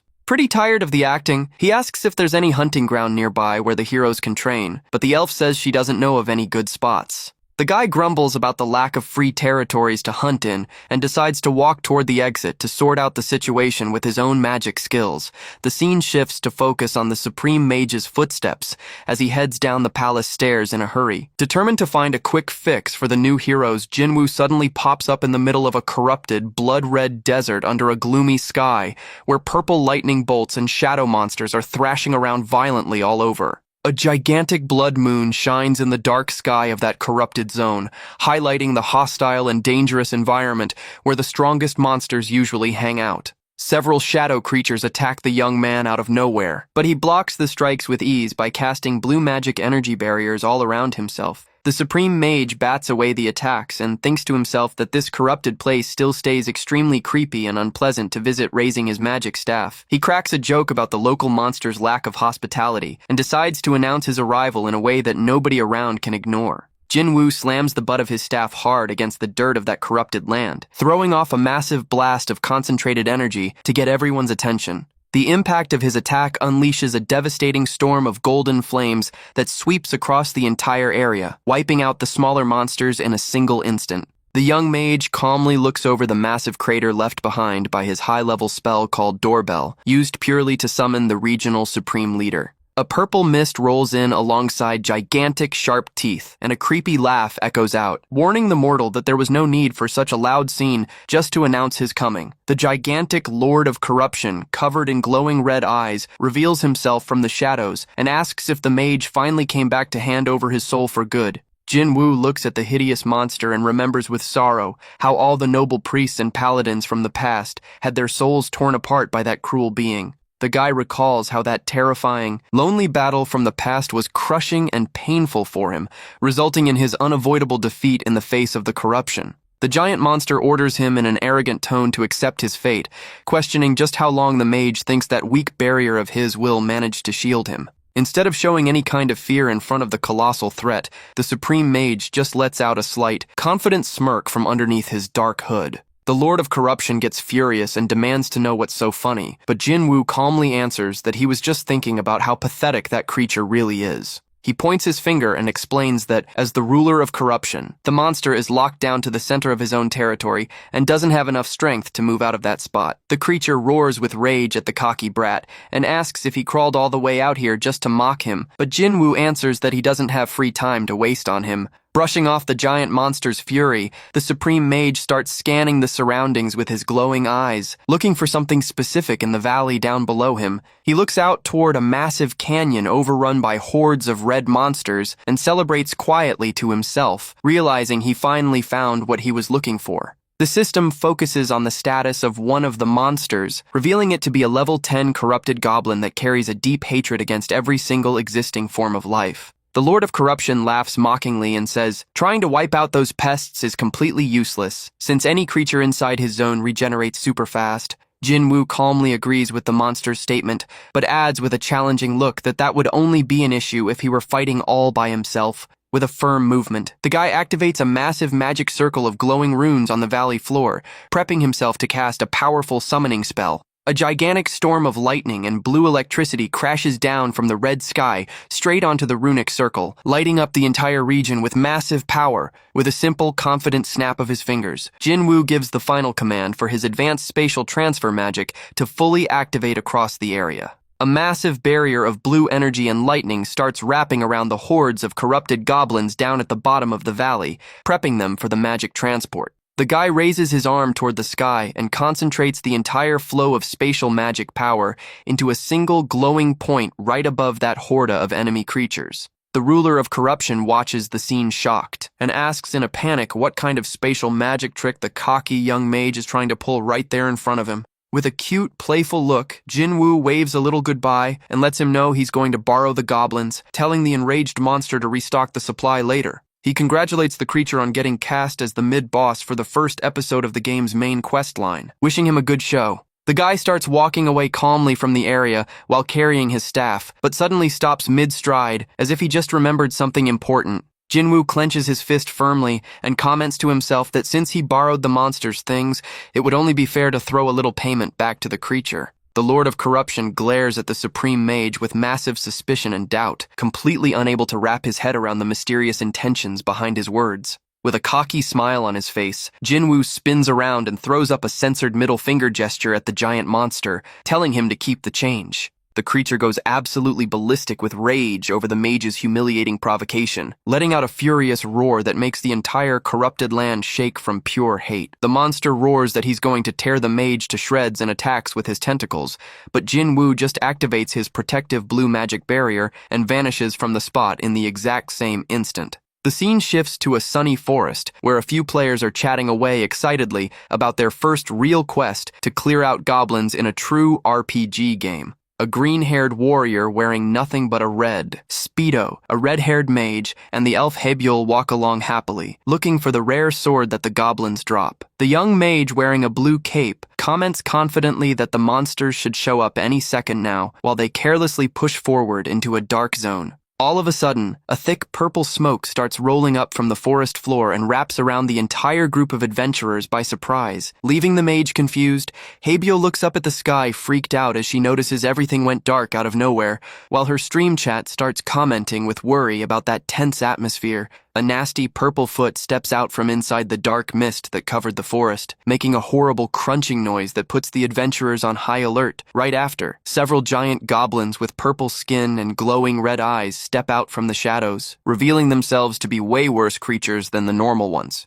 The players get super freaked out seeing the absurd size of the monsters, wondering to themselves if those creatures might be some kind of elite mob for the game. The corrupted goblin lets out an extremely fierce, terrifying roar toward the group of adventurers, drooling with rage from all his killer fury. The warrior in the red speedo flashes a cocky smile and guarantees he's going to finish off the monster in just 3 strikes, thinking it's just some regular weak enemy. In that exact same instant, the goblin charges ahead with unbelievable speed and leaps straight at the cocky warrior, catching him totally off guard. The warrior's eyes widen in complete shock as he realizes the creature is way too fast for him to manage to dodge or block the attack in time. With a brutal, clean slash, the goblin strikes the guy with extreme force and sends him flying far away, leaving a trail of dust and destruction through the air. The guy in the speedo crashes down, knocked out on the forest floor, leaving his 2 squad mates completely frozen and terrified by the sight. The red-haired mage gets furious, seeing his friend get taken down, and conjures a powerful fireball with his staff, launching the spell straight at the goblins. A massive blast of flames roars through the forest and hits the creatures dead on, throwing up a huge curtain of smoke and dust across the entire combat zone. The guy smiles in a cocky way, believing he won the fight with his fireball, while the viewers in chat start commenting suspiciously. Suddenly, an extremely fast purple blur comes slicing through the smoke from the blast before the mage could even draw up any defensive reaction. The goblin pops back out untouched and lands a violent strike against the red-haired mage, while the chat roasts the quick defeat of the squad mate. Hebyul is left completely alone with her bow in her hands, shaking from panic while reading the freaked-out messages from viewers telling her to get out of there. The elf realizes it's impossible to beat those bizarre monsters and starts backing away in a panic, completely lost on what to do facing that terrifying horde. The corrupted goblin leaps fiercely with his weapon drawn straight at the young elf, who doesn't have time to dodge the monster's lethal charge with absolute zero way out or defense against the looming attack. Habiel just shuts her eyes tight and lets out a desperate scream of pure panic in the forest. In a split second, a bright beam of blue and golden light cuts through the air at extreme speed, flashing right in front of the young elf who was fallen. The mysterious hero's precise strike slices the giant goblin clean in half mid-air, saving the young elf's life in spectacular fashion at the absolute last second. The corrupted goblin crashes down, split into two pieces, and starts vanishing into smoke, while the other creatures watch the scene completely shell-shocked. Habiel slowly opens her eyes and stands there frozen in surprise as she spots the blue cape of the majestic knight who popped up out of nowhere to save her from danger. The handsome knight, Leon, pulls down the hood of his blue cape a bit and says with a charming smile that they've finally run into each other again here in the forest. He looks into the young elf's eyes in a super friendly way and asks with gentleness and concern if she got hurt during the attack from those goblins. The engineering of that perfect body matches the intricate gears of the most expensive watches in the world, which always run in perfect harmony. Every single detail was meticulously mapped out by great masters to guarantee that Leon's body would run without any margin of error or technical glitches. And the artificial body of the hero, Leon, was shaped in that exact same precise way, stacking up dozens of glowing magic circuits inside his strong hands and arms. Thanks to Tyrus's flawless work, the warrior holds over 20 unique active spells running in perfect harmony, including an incredible healing magic. He also packs passive restoration skills and an aura that glows intensely based on the admiration of those looking at his face. Habiel is completely hypnotized by the divine, wonderful glow radiating from the hero, drooling with admiration while staying totally paralyzed. A viewer drops a profile donation in chat praising the knight's looks, making the girl slap her own cheeks to snap her focus back. Leon leans down gently toward her with a bright look and asks if she's all right, while the elf blushes from embarrassment, stuttering non-stop. The young elf stutters out that she's doing great, but Leon holds out his glowing hand in a sweet way and decides to cast a quick healing spell just to be safe. A heavy golden energy wraps around Habiel by surprise, leaving the elf and the chat viewers completely shocked by how realistic that magic feels. She realizes shocked that even without being hurt, she can feel a massive amount of energy and physical power rushing through her entire new body. A massive donation of 100,000 yen flashes onto the stream screen with a sweet message of love dedicated to the handsome, charming knight, Leon. The streamer instantly flips on her professional mode and strikes a cute pose with little finger hearts to celebrate the high value received on her video broadcast. Leon watches that bizarre scene of cute poses and hearts with a look of total confusion and awkwardness while a heavy silence settles over the forest. The knight looks down at the elf with a gaze of deep pity and comments with concern that she seems to have hit her head pretty hard during the fall. Worried, he gently rests his hand over her head to cast a mental healing spell, while Habiel panics, yelling out that she's totally fine. Another viewer sends in a super chat offering the equivalent of 200,000 yen in cash if she does a cute bunny dance for the hero Leon. More people start sending in money pushing for the cute, funny challenge, but the elf mentally refuses to embarrass herself like that right in front of him. Watching the broadcast from afar, using his mage control panel, Jin Woo finds the whole situation hilarious and decides to mess with the girl's embarrassment a bit. He tweaks the system and offers an absurd reward of 5 million yen for the challenge, leaving the elf completely shell-shocked by the amount. Habiel totally loses all grip on her sanity, facing that much cash, and lets out a weird sound from her mouth before completely giving in to the prize won over by the massive value. She raises her fingers mimicking bunny ears and starts doing embarrassed little bunny hops right in front of the confused knight. She keeps hopping and singing about the surprise entry of Bunny Habiel, sweating from pure embarrassment under Leon's frozen stare. Unable to take the embarrassment for another second, she drops to her knees covering her face and begs him not to look, while Leon concludes she really needs medical help. The knight holds out his hand with sweetness and proposes taking her to a safe spot, while the elf cries, swearing that her head is perfectly fine. That epic moment of cute embarrassment goes totally viral online, shattering historical view counts because of the streamer's hilarious reaction. Habiel walks a little bit behind Leon through the forest and thinks to herself that even the young warrior's back manages to look incredibly handsome. While moving forward with calm steps through the gloomy setting, Leon notices that the young elf keeps staring fixedly at him with a totally blushing face. The knight spins around with a gentle smile and lets her know they've finally made it to the edge of the forest, asking in a friendly way for her to watch her step. Habiel is super happy over his concern, while her stream chat starts speculating if the knight might be some crucial NPC for the main storyline. Leon warns her in a serious tone that regular goblins can't push out into this zone, leaving the young elf curious to understand the reason behind the warning. Habiel gives a polite bow to thank him for the help, and introduces herself formally to the knight, who replies friendlily, revealing his name as Leon. He explains that he travels across multiple regions checking out the corruption, and that he ended up running into the hordes of corrupted monsters that are taking over this entire area. Leon confesses he fears a dark conspiracy is already underway, and confirms to the elf that the goblins pick up that bizarre purple skin due to the corruption. With his eyes glowing with blue flames under the knight's identity, Jinwoo analyzes Habiel's stats once again to get a better grip on her strengths. He sees that her rank S affinity with NPCs is so absurd that she pulls unique perks with total ease. Concluding that she's going to be the center of the raid expedition, Jinwoo clenches his fist firmly and says in character, as Leon, that his own strength won't be enough to hold back the dangers that are about to burst across Arsalan. Leon holds out his hand to the girl and presents the main quest to defeat the corrupted goblins through the guild, which demands pulling together 200 people. Habiel is left in total shock, realizing she finally received the game's legendary main quest line and that she'll need to recruit a massive raid group. She wonders with concern if it'll even be possible to round up 200 adventurers since everyone seems pretty busy gathering herbs or exploring the outskirts. The elf clenches her fist with massive determination and decides she's going to do whatever it takes to clear that tough task. Since it's a direct request from Leon packed with enthusiasm, she grips the handsome knight's gloved hand with both of her own, officially locking in that important hero's pact inside the game. Habiel yells out, blushing and full of determination, that she'll do her absolute best on the mission, making clear all her devotion to live up to the knight's expectations.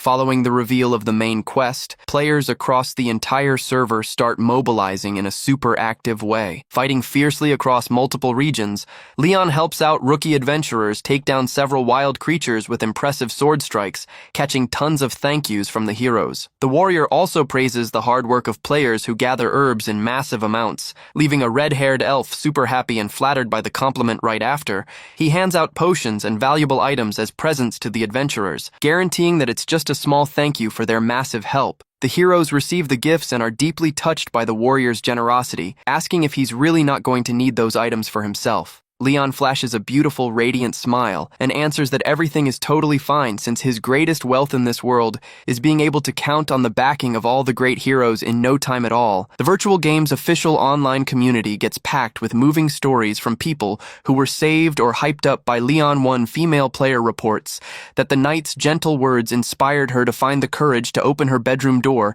and reconnect with her family after a long time. She hugs her mother, crying out of regret over lost time. While the moving story touches every other guild player across the virtual forums, the young warrior girl celebrates that now she's a true heroine in Arsalan and that she's not going to give up the fight, catching tons of backing and praise from other players. Back on Earth, Jinwoo smiles satisfied at his computer, seeing that all his grinding paid off and that the game's raid group is going to fill up fast. Meanwhile, back in his supreme mage body in Arsalan, the guy decides to walk in a hurry and focus on speeding up his planet development plan a bit more. He heads down imposing dark stone stairs while wielding his runic staff, walking firmly toward the central control core of the mage's tower. The massive doors to the runic control hall slide open automatically with a heavy thud, revealing an environment packed with energy and arcane spells. He walks down to the center of the large lab where the elf Tyrus was already waiting for him, right next to the massive mana generator floating in the middle of the luxurious hall.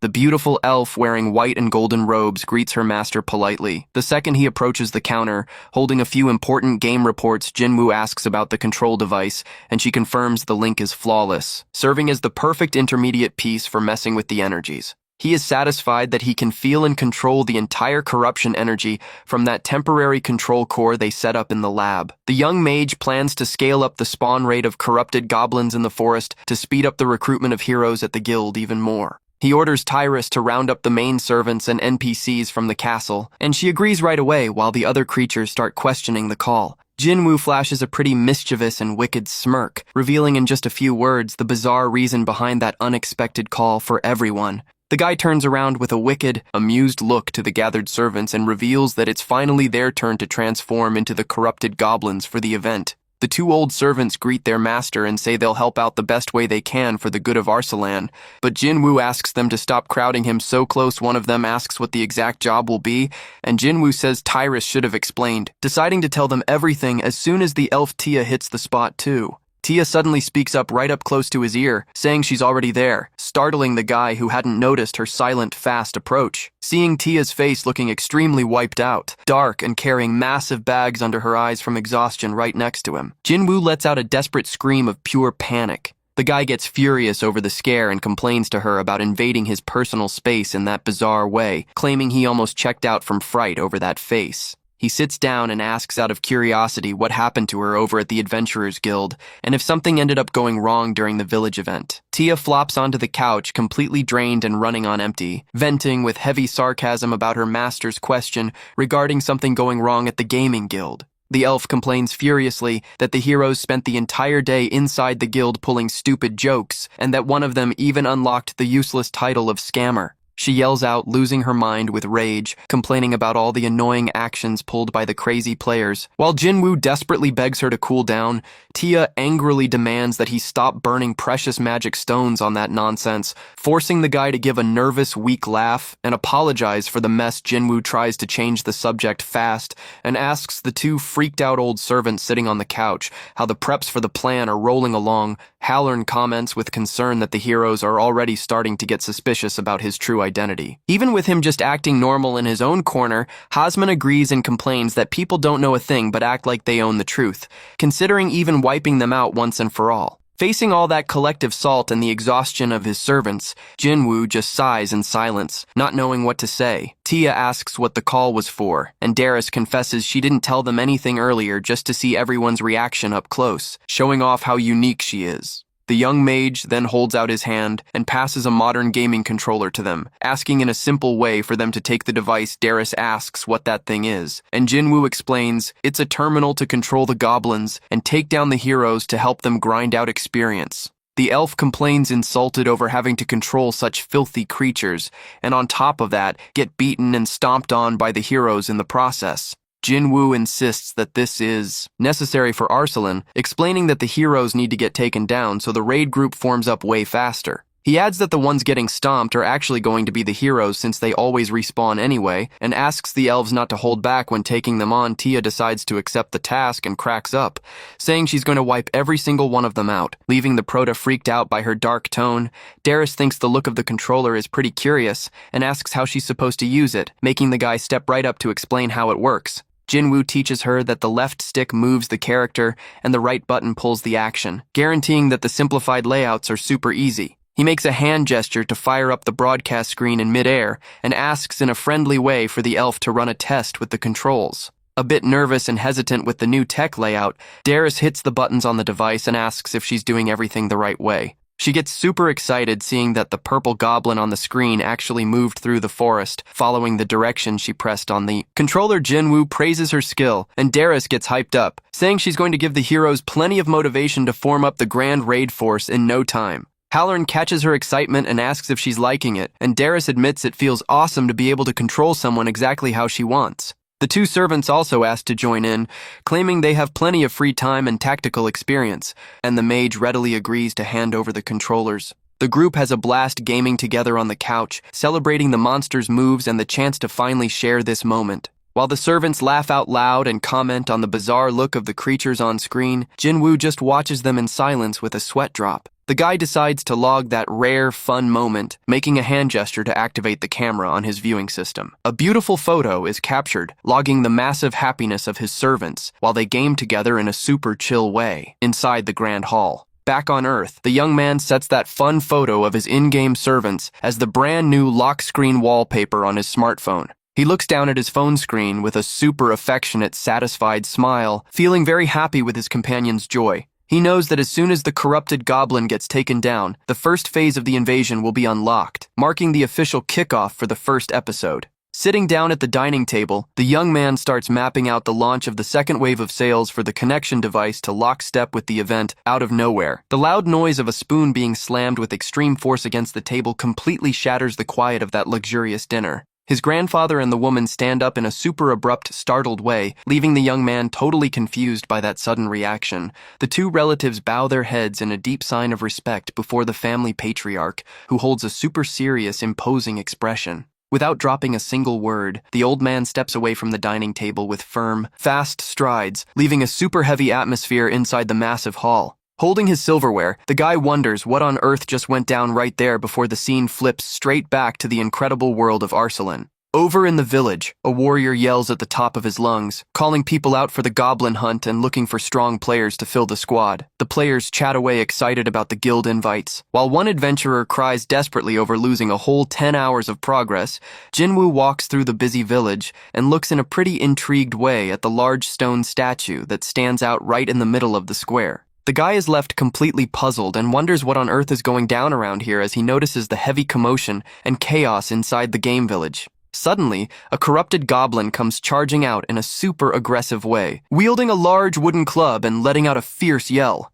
The armored warrior calls for immediate support from Tyrus, who steps right up to help out while blasting fire magic against the purple creature. The warrior shields himself and complains, baffled, asking since when those little purple-skinned creatures have been able to cast magic. The goblin lands a devastating strike with his club against the ground while letting out a bizarre shout, leaving the warrior and Jinwoo pretty shocked. Controlling the monster from the booth, Darius laughs out loud in a super sadistic way, openly mocking the heroes for not being able to handle her attack. The two elves celebrate with a hyped-up high five over their solid attack combo. While the Proto realizes exactly who was backing all of that chaos, Darius spins around to face him, her face completely pale and carrying deep, dark circles under her eyes. But still keeping a bizarre smile while gripping the controller, Jinwoo sees that the faces of all four servants are totally drained of energy and wonders to himself if they spent the entire night gaming non-stop.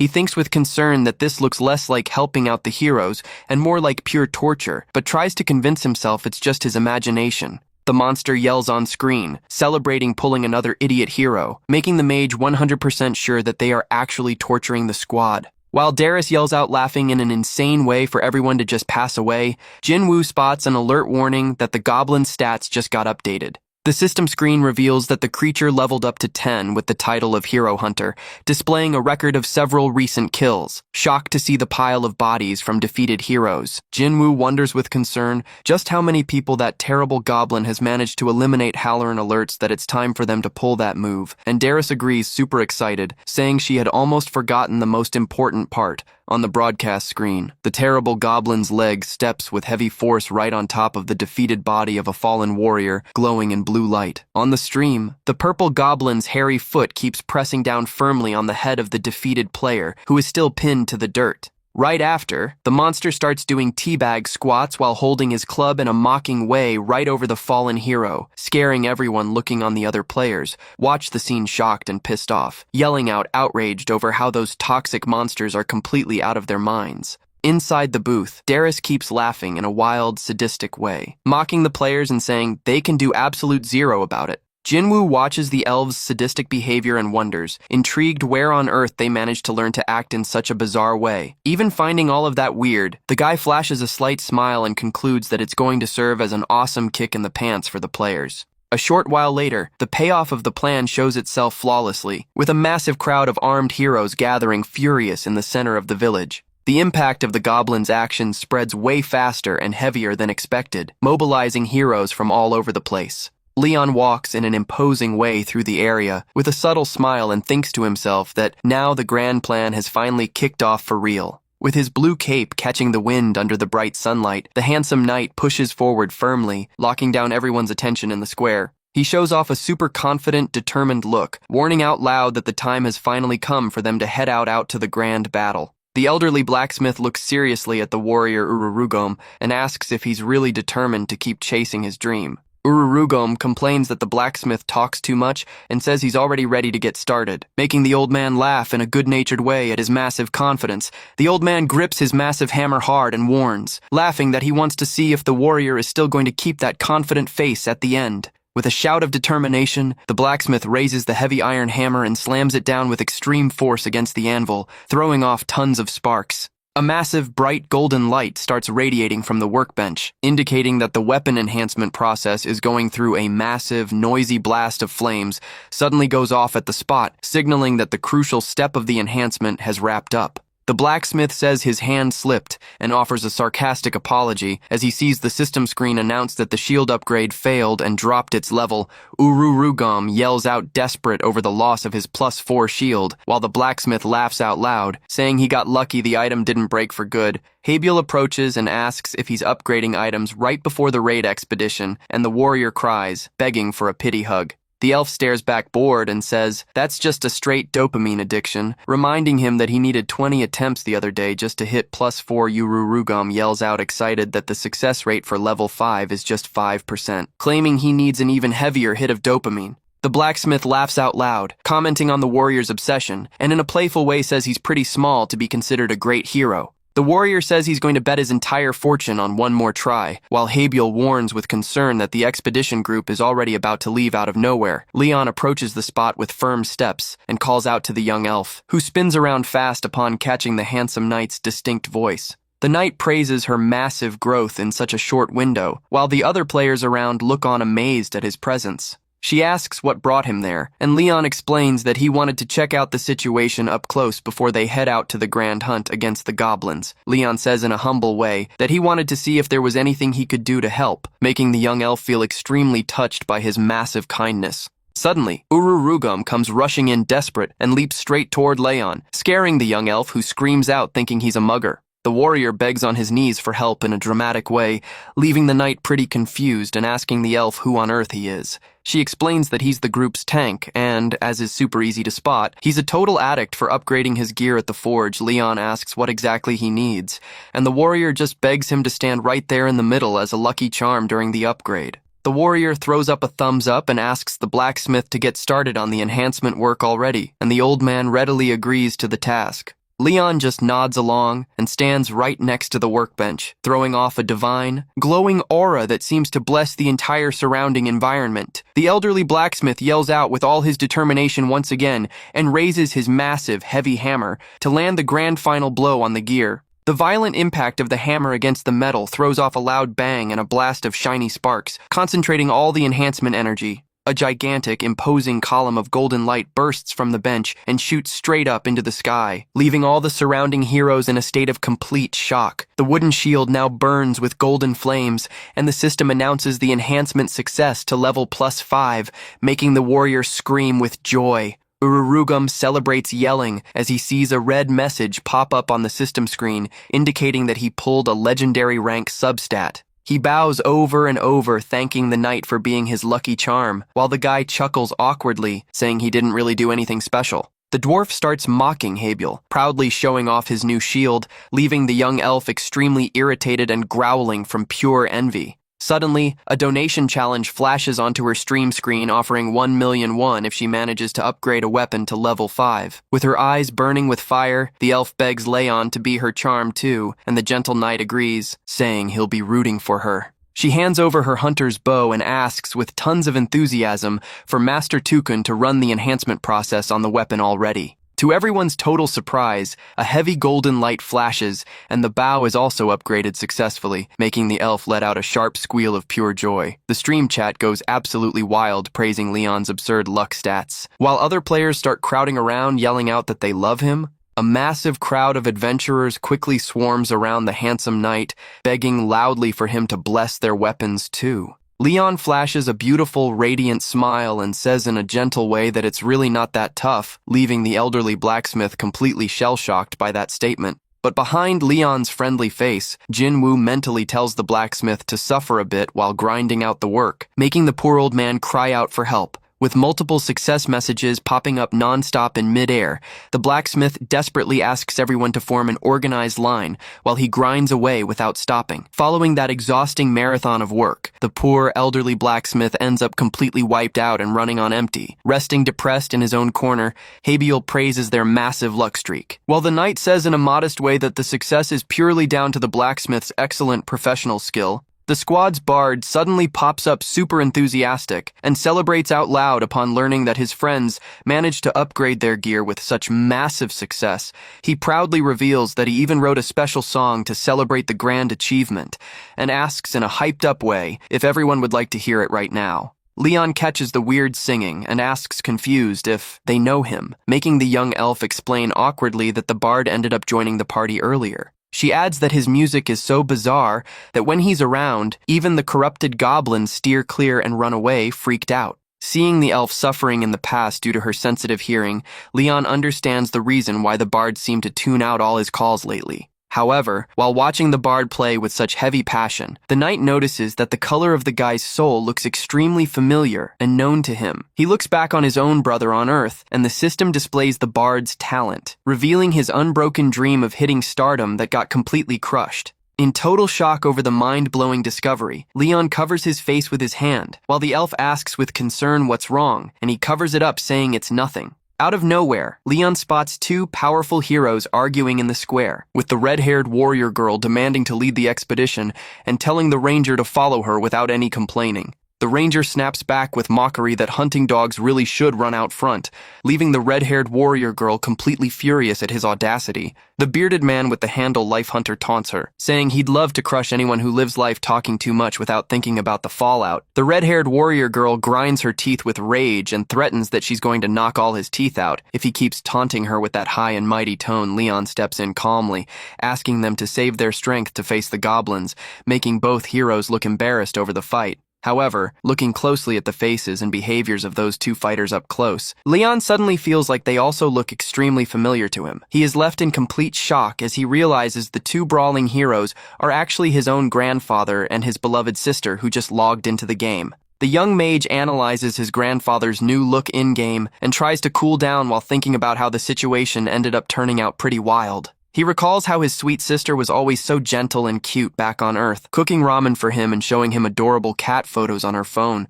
But seeing her warrior avatar flex muscles while aggressively yelling for everyone to charge, he wonders shocked how she ended up that way. The guy is even more stunned to see that both have already managed to found their own rival guilds and have already become highly influential leaders on the server. He thinks about how pulling 1,000 points to set up a guild is super tough and wonders with concern if his grandfather's actual corporation is running all right. Right then, the other adventurers in the square start cheering and celebrating as they notice Leon's striking arrival right in the center of the massive village. The crowd shouts united that they gathered there to hunt the goblins and live up to Leon and Habiol's request, showing off a massive determination for the fight. Leon thanks a young woman with sad eyes whom he saved in the past, and she replies emotional that she'd never skip out on coming to help him. The knight also recognizes other distinct players he helped out before, seeing that everyone made a point to show up to the call for the grand expedition. Hearing Leon call her name with affection, one of the warrior girls gets extremely emotional and blushes, feeling super special in front of the whole group.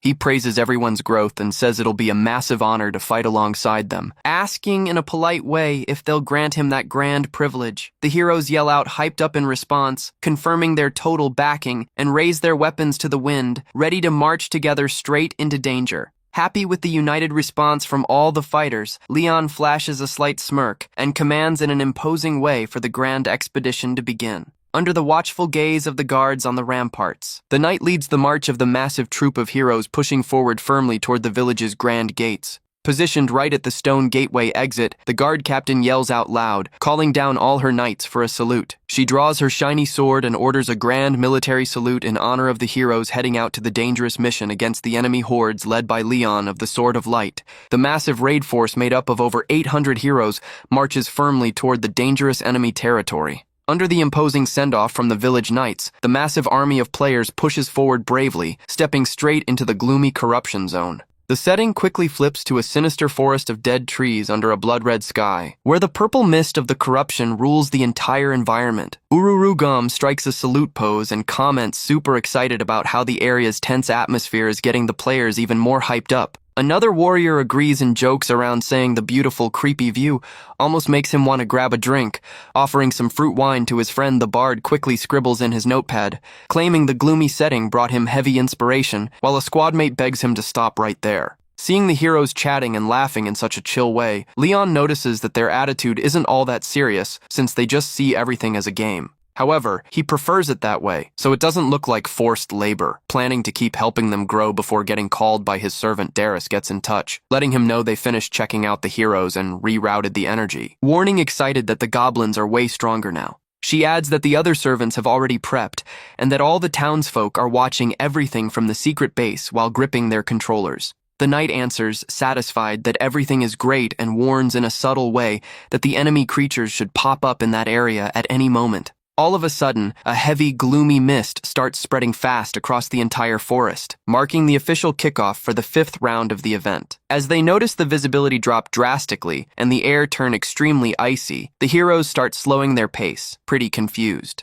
The adventurers complain that the smoke got way too thick and that they can't spot the path. Admitting that the event feels a lot more serious now, Leon warns in a serious tone that the corruption is hitting the entire region, leaving the young elf intrigued by the warning that something is acting on the barrier. While slimy, purple-skinned creatures start writhing inside the mist, the knight alerts that an extremely powerful force is interfering right there. Suddenly, a massive purple hand bursts from the smoke and grabs Leon with extreme force, leaving the knight in total shock while trying to command the group to fall back. Leon quickly draws his sword and blocks with a ton of effort, a surprise attack coming from right inside that heavy, mysterious purple mist. The knight yells with urgency, telling all the heroes to fall back immediately, alerting them that this is a massive ambush from the mist. While they try to pull back, huge purple tentacles shoot out from the mist and try to pin them down, making people scream out, freaked out by the ritual. Ururugam and Habiol fall into total despair, completely lost on what on earth is going down with that drastic, terrifying shift in the setting. The young elf stares fixedly up at the sky with wide eyes, left completely frozen as she notices what is forming up in the heavens. Black clouds and currents of dark energy start packing together in a violent way, blocking out the sun and creating a terrifying tone in the forest. Out of nowhere, a massive, shiny sword of golden light is driven with extreme force into the dirt, unleashing a wave of energy that drives back the darkness. Leon pops up, wielding his glistening sword with determination, and lets out a battle cry, using all his shiny energy to shield the heroes. A spectacular, booming blast of golden energy sweeps across the entire battlefield, temporarily clearing the purple mist all around them. The knight asks if everyone is all right, and the elf thanks him relieved. But the red-haired warrior girl quickly points upward, telling everyone to look alive. With a super serious, locked-in gaze, the red-haired warrior girl warns in an alert tone that there is something terribly wrong going down in the sky. Above them, the sky turns completely blood red, and the sun gets blocked out by a massive black orb, creating the terrifying image of a dark sun.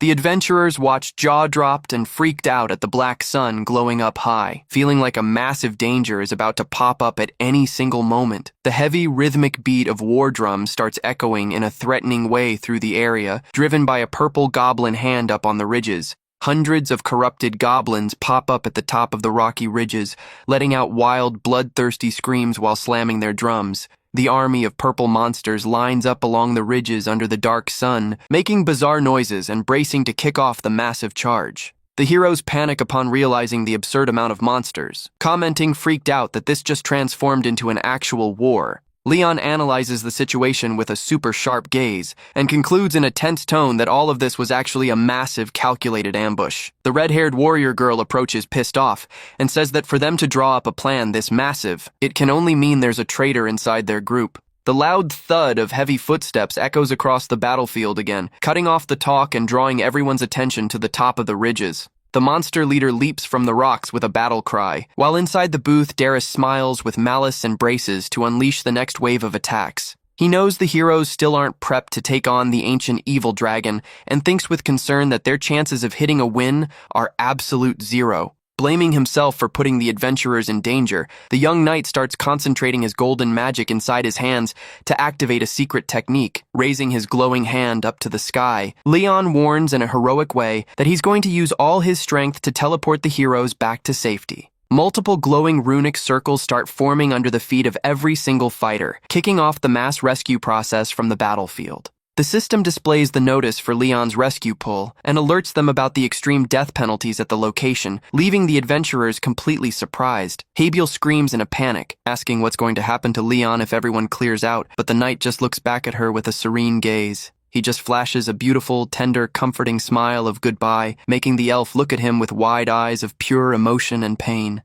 Hebiel screams through her tears, saying she refuses to leave Leon alone and firmly declares she'd rather fight to the end, right alongside her beloved knight. The red-haired warrior girl also breaks the spell and yells out hyped up, saying a member of her guild never backs down facing filthy monsters, egging on the fight. The bearded ranger also refuses to run and raises his weapons smiling, calling his squad out for the hunt and promising to finish off every single goblin. The bard gets hyped up and says he's going to play a heroic track in honor of their grit, while the other heroes yell out that they won't back down for a single thing. Surprised by the adventurer's determination, Leon warns seriously that this battle is going to be way tougher and asks if they are absolutely sure about this. Hebiel clenches her fist and flashes a massive smile full of confidence and determination, answering with all the certainty of her soul that yes, they are going to fight. He thanks them emotional and declares that as long as the heroes refuse to give up, he'll stay right by their side, even if his own soul tears to pieces. With a synchronized, moving cheer, the entire massive force of heroes raises their shiny weapons to the sky. Bracing for the unavoidable clash, Jinwoo's grandfather and sister start glowing with a heavy golden electric aura and comment surprised over the absurd stat boost they just received.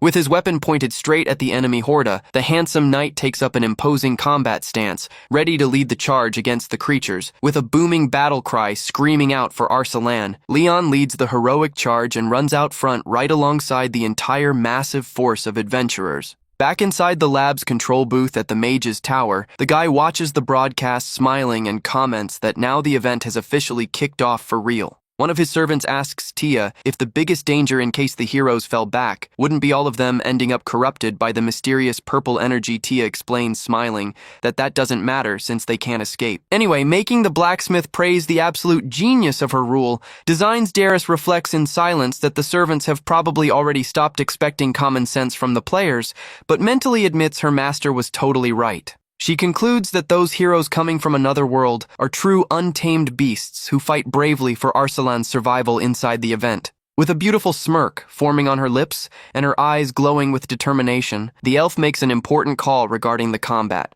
She gets totally hyped up and starts mashing the controller buttons at high speed, yelling out that she's going to use everything she's got to take every single one of them down. Following her rapid commands, the horde of corrupted goblins charges down the ridge in a super fierce way and with their eyes glowing yellow on the battlefield. Ururugam takes charge of the defensive front line and orders out loud for the shield unit to push forward without any fear. The defensive squad charges at high speed, activating shield charge against the purple monsters while yelling out to fry every single enemy. The brutal impact of his +5 shield sends the monsters flying with a stun effect, making the dwarf laugh out loud with joy over the power. The corrupted goblins collide with extreme force against the hero's shield wall, kicking off a super violent physical clash. One of the purple monsters leaps through the air brandishing his wooden club and lets out a bizarre shout while trying to hit the frontline defenders. The fighters grind as hard as they can to block the creature's heavy strikes, yelling out desperate for everyone to hold the line together. Unfortunately, one of the hero's defenses ends up getting shattered by a goblin's violent attack, making the warrior let out a cry of pain as he goes down. Another female warrior from the squad also gets hit dead on by a bone club to the back, yelling out in pain while the monsters keep pushing forward. Leon comes running up fast right behind them and alerts Ururugam that he's going to punch past the defensive line to strike the enemy hordes directly. The knight uses Ururugam's strong wooden shield as a platform to catch launch momentum. Jumping in an agile way toward the goblin army, Ururugam gives a shout of hype while launching the knight high up, sending Leon flying at extreme speed right above the battlefield. Up in the air, the guy braces to deliver a grand strike with his shiny sword and lets out a determined shout, concentrating all his light power. He hits the deck with devastating force, creating a gigantic blast of golden energy and electricity that sweeps away dozens of goblins all around. The purple creatures let out sharp screams of despair as they get vaporized by the overwhelming shockwave unleashed by the hero's attack. A gigantic whirlpool of glistening energy and dust shoots straight up into the sky, showing off all the destructive power of Leon's special skill. Several corrupted monsters fall defeated to the ground covered in smoke and electric sparks, showing that the counterattack was super efficient. Wielding his sword with an electric glow wrapping around his body, the guy steps up with dominance and declares he's going to shield every single hero there. The red-haired warrior girl gets hyped up by Leon's move and yells out motivated, ordering for every member of her guild to charge into the fight for good. With a synchronized, hyped battle cry, the massive army of adventurers charges toward the enemies, snapping the offensive back into high gear. The redhead pushes forward with a ton of aggressiveness, brandishing her massive two-handed battle axe while showing off an extremely locked-in, ferocious expression. With a furious shout, she delivers a devastating side-swipe strike with her heavy weapon, slicing the purple creatures in front of her with total ease. A corrupted goblin tries to catch her by surprise, leaping her way with a dagger, but the muscular warrior girl quickly braces to take the impact. In a completely insane, brutal move, she delivers an extremely violent headbutt straight against the purple monster's face to stop him cold. The monster screams in pain from the impact, and the redhead takes the chance to slam him hard onto the dirt, showing off all her unmatched brawler brutality. Suddenly, another corrupted goblin comes charging right behind her, raising a large wooden club and letting out a wild shout to attack her. But before he can land the hit, two dead-on arrows pierce the purple creature's head at extreme speed, making the monster scream and drop dead. Right behind her, the bearded ranger lowers his long-range bow stance, revealing that it was he who just saved the warrior girl from the surprise attack. The two tap hands back to back in a silent sign of partnership, keeping their focus locked completely on the monster hordes that just keep coming. Habiel takes command of the back line and orders out loud for all long-range DPS units to immediately brace to fire. She raises her bow and orders the release of a massive volley of dead-on arrows, which slice through the air at speed to strike the horde of corrupted goblins. Upon reading her viewers' jokes on the stream screen about her funny shooting stance, the elf yells out, blushing, demanding that they shut up right after. The mages inside the hero army also start letting loose multiple powerful elemental spells, launching fireballs and slicing wind blasts. The spells hit the purple creatures dead on, creating a series of magical destructive blasts that toss the monsters' bodies through the air. But the mages soon complain, worried over the absurd amount of enemies, fearing that their mana potions won't be enough to hold up the fight. The bard watches that entire moving war scene and thinks to himself that the heroes are truly fighting with all the determination inside their souls. With his eyes glowing and surrounded by blue and red flames of pure mana, he decides to play an imposing, special battle hymn to give the group strength. The mages turn around extremely surprised as they feel a strange, powerful wave of mana flowing their way coming straight from the bard's instrument. He plays his lute with absurd passion, while the mana packs inside his body, revealing that his music holds the unique power to regenerate the group's energy pool. The guy yells out, telling his allies to drink in his mana, and lets them know all happy that he'll keep playing non-stop if that can give the hero army more strength. Powered up by the bard's heavy melody, the fighters push forward with even more juice, and keep landing destructive strikes against the enemy. Horda Habiel aims with precision, while noticing relieved that thanks to everyone's united grind, they are managing to drive the enemy Horda back bit by bit. The red-haired warrior girl also gets confident and thinks that even with the massive amount of corrupted goblins, they really have great odds to hit a win. All of a sudden, a gigantic pillar of light and dust crashes down with extreme violence from the sky right in the middle of the battle, throwing multiple fighters and monsters far away. The heroes cough in the middle of the smoke, completely lost on what just fell from the sky in such a sudden way, standing totally shell-shocked as they look at the crater. Out of the dust cloud steps the terrifying figure of the powerful hero hunter, a giant elite goblin that lets out a sinister, threatening growl. The monstrous creature slams the deck with extreme force using his massive staff, releasing an extremely devastating shockwave of purple energy. The colossal impact clears the combat zone instantly, tossing multiple heroes and smaller goblins through the air facing the enemy boss's absurd power. Under Darius's sadistic command back inside the lab control booth, the powerful goblin leader's leg moves on screen to keep up the hero slaughter. The players fall into total despair upon seeing that the purple monsters defeated earlier are simply standing back up and coming back to life inside the mist. The adventurers complain, outraged, not getting how to beat an immortal horde of enemies, while the head count of survivors drops fast down to 600. The ruthless hero hunter keeps slicing down multiple fighters without any effort. Making the survivor tracker drop down to just 500 out of nowhere, Leon pops back out with his glistening sword and charges fast against the boss monster, declaring out loud that his true opponent is him. The terrifying goblin leader spins around toward the Knight of Light and lets out a monstrous roar of rage, bracing to kick off the most important duel. Leon and the terrible hero hunter collide their weapons with extreme force in midair, throwing off a massive blast of shiny sparks between them. The Knight of Light pulls a fast move and delivers a devastating spin/strike,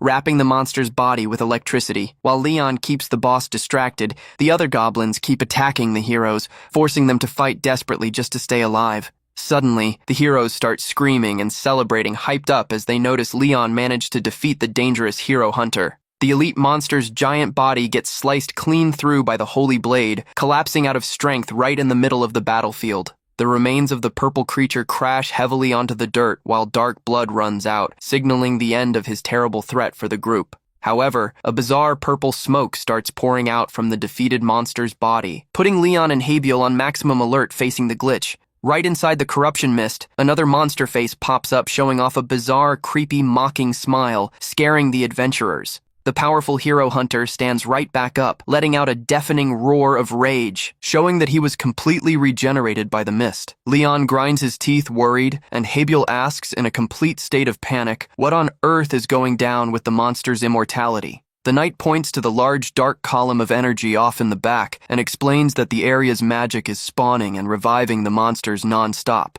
He warns that they must destroy the red core at the center of the mana column, promising to carve open a path while the heroes head out for the attack. Habiel agrees, packed with determination, and yells out, motivated that they are going to destroy the energy column's core to wrap up that grand battle. Leon just nods along, showing a slight, confident smile, feeling pretty satisfied with the grit shown by the heroes. He yells out excited, hyping up the group, and leads the fast charge, running toward the gigantic dark column right alongside the entire remaining army. The horde of corrupted goblins charges furious to block the hero's path, letting out wild screams and bloodthirsty for more kills in the clash. Leon leaps into the air with all his shiny electricity energy and delivers a powerful slash strike to carve open a path in the middle of the enemies. The knight's blade of light slices the monsters with absolute ease, creating a safe passing line for the other adventurers to run through. He positions himself firmly right at the base of the colossal dark energy column and braces to deliver his final attack to destroy the place once and for all. The fighters yell out, alerting that the path is open, and run at high speed toward the runic core that floats in the center of the column. A corrupted goblin leaps toward Habiel, brandishing his club, but the elf quickly aims her arrow to drop him before getting hit. Leon suddenly pops up and blocks the strike to save the elf from the surprise attack, making the girl let out a gasp of fright over how close the danger got. The knight grinds his teeth hard upon feeling the purple corruption energy scorch his shoulder after blocking the surprise attack to shield the elf. Even wounded and running low, he shoves the girl forward with force to guarantee she keeps running toward the group's main objective. Running on empty due to the extreme fatigue and the wounds, Leon ends up dropping to his knees on the floor, leaving the elf desperate seeing the knight buckle. He looks back at her with a tired, wounded face, ordering in a faint but determined whisper for her to just keep running toward the core. The dwarf yells out, telling everyone to keep running without looking back, while the system screen reveals that only 192 heroes are left running completely out of mana or remaining potions. The surviving mages decide to use their last strength to unleash a massive self-destruct blast on the monsters. A series of devastating energy blasts swallows up the battlefield, drastically slashing the head count of living fighters down to just 42. Habiel grinds her teeth through the despair and the tears, running with every single bit of strength she has left toward the grand column of energy. The elf runs dead on into hundreds of corrupted goblins that are still guarding the base of the large runic column, blocking the direct path to the core. The ranger and the red-haired warrior girl pop up out front to defend her and order with determination for the elf and the bard to keep running to the very end. Habiel takes her stance and raises her bow, concentrating all her remaining mana to prep a powerful magic shot against the barrier core. She releases a glistening arrow that splits into dozens of bright green bolts of pure holy energy, raining down like a storm over the creatures. The storm of magic arrows pierces the surrounding corrupted goblins with surgical precision, clearing the final path the elf needed inside the booth. Tia watches the scene with a pretty amused smile and whispers in a sadistic way that they really need to destroy that red core. Several purple monsters leap at the exact same time with their sharp claws toward the young elf, trying to stop her final push at any cost.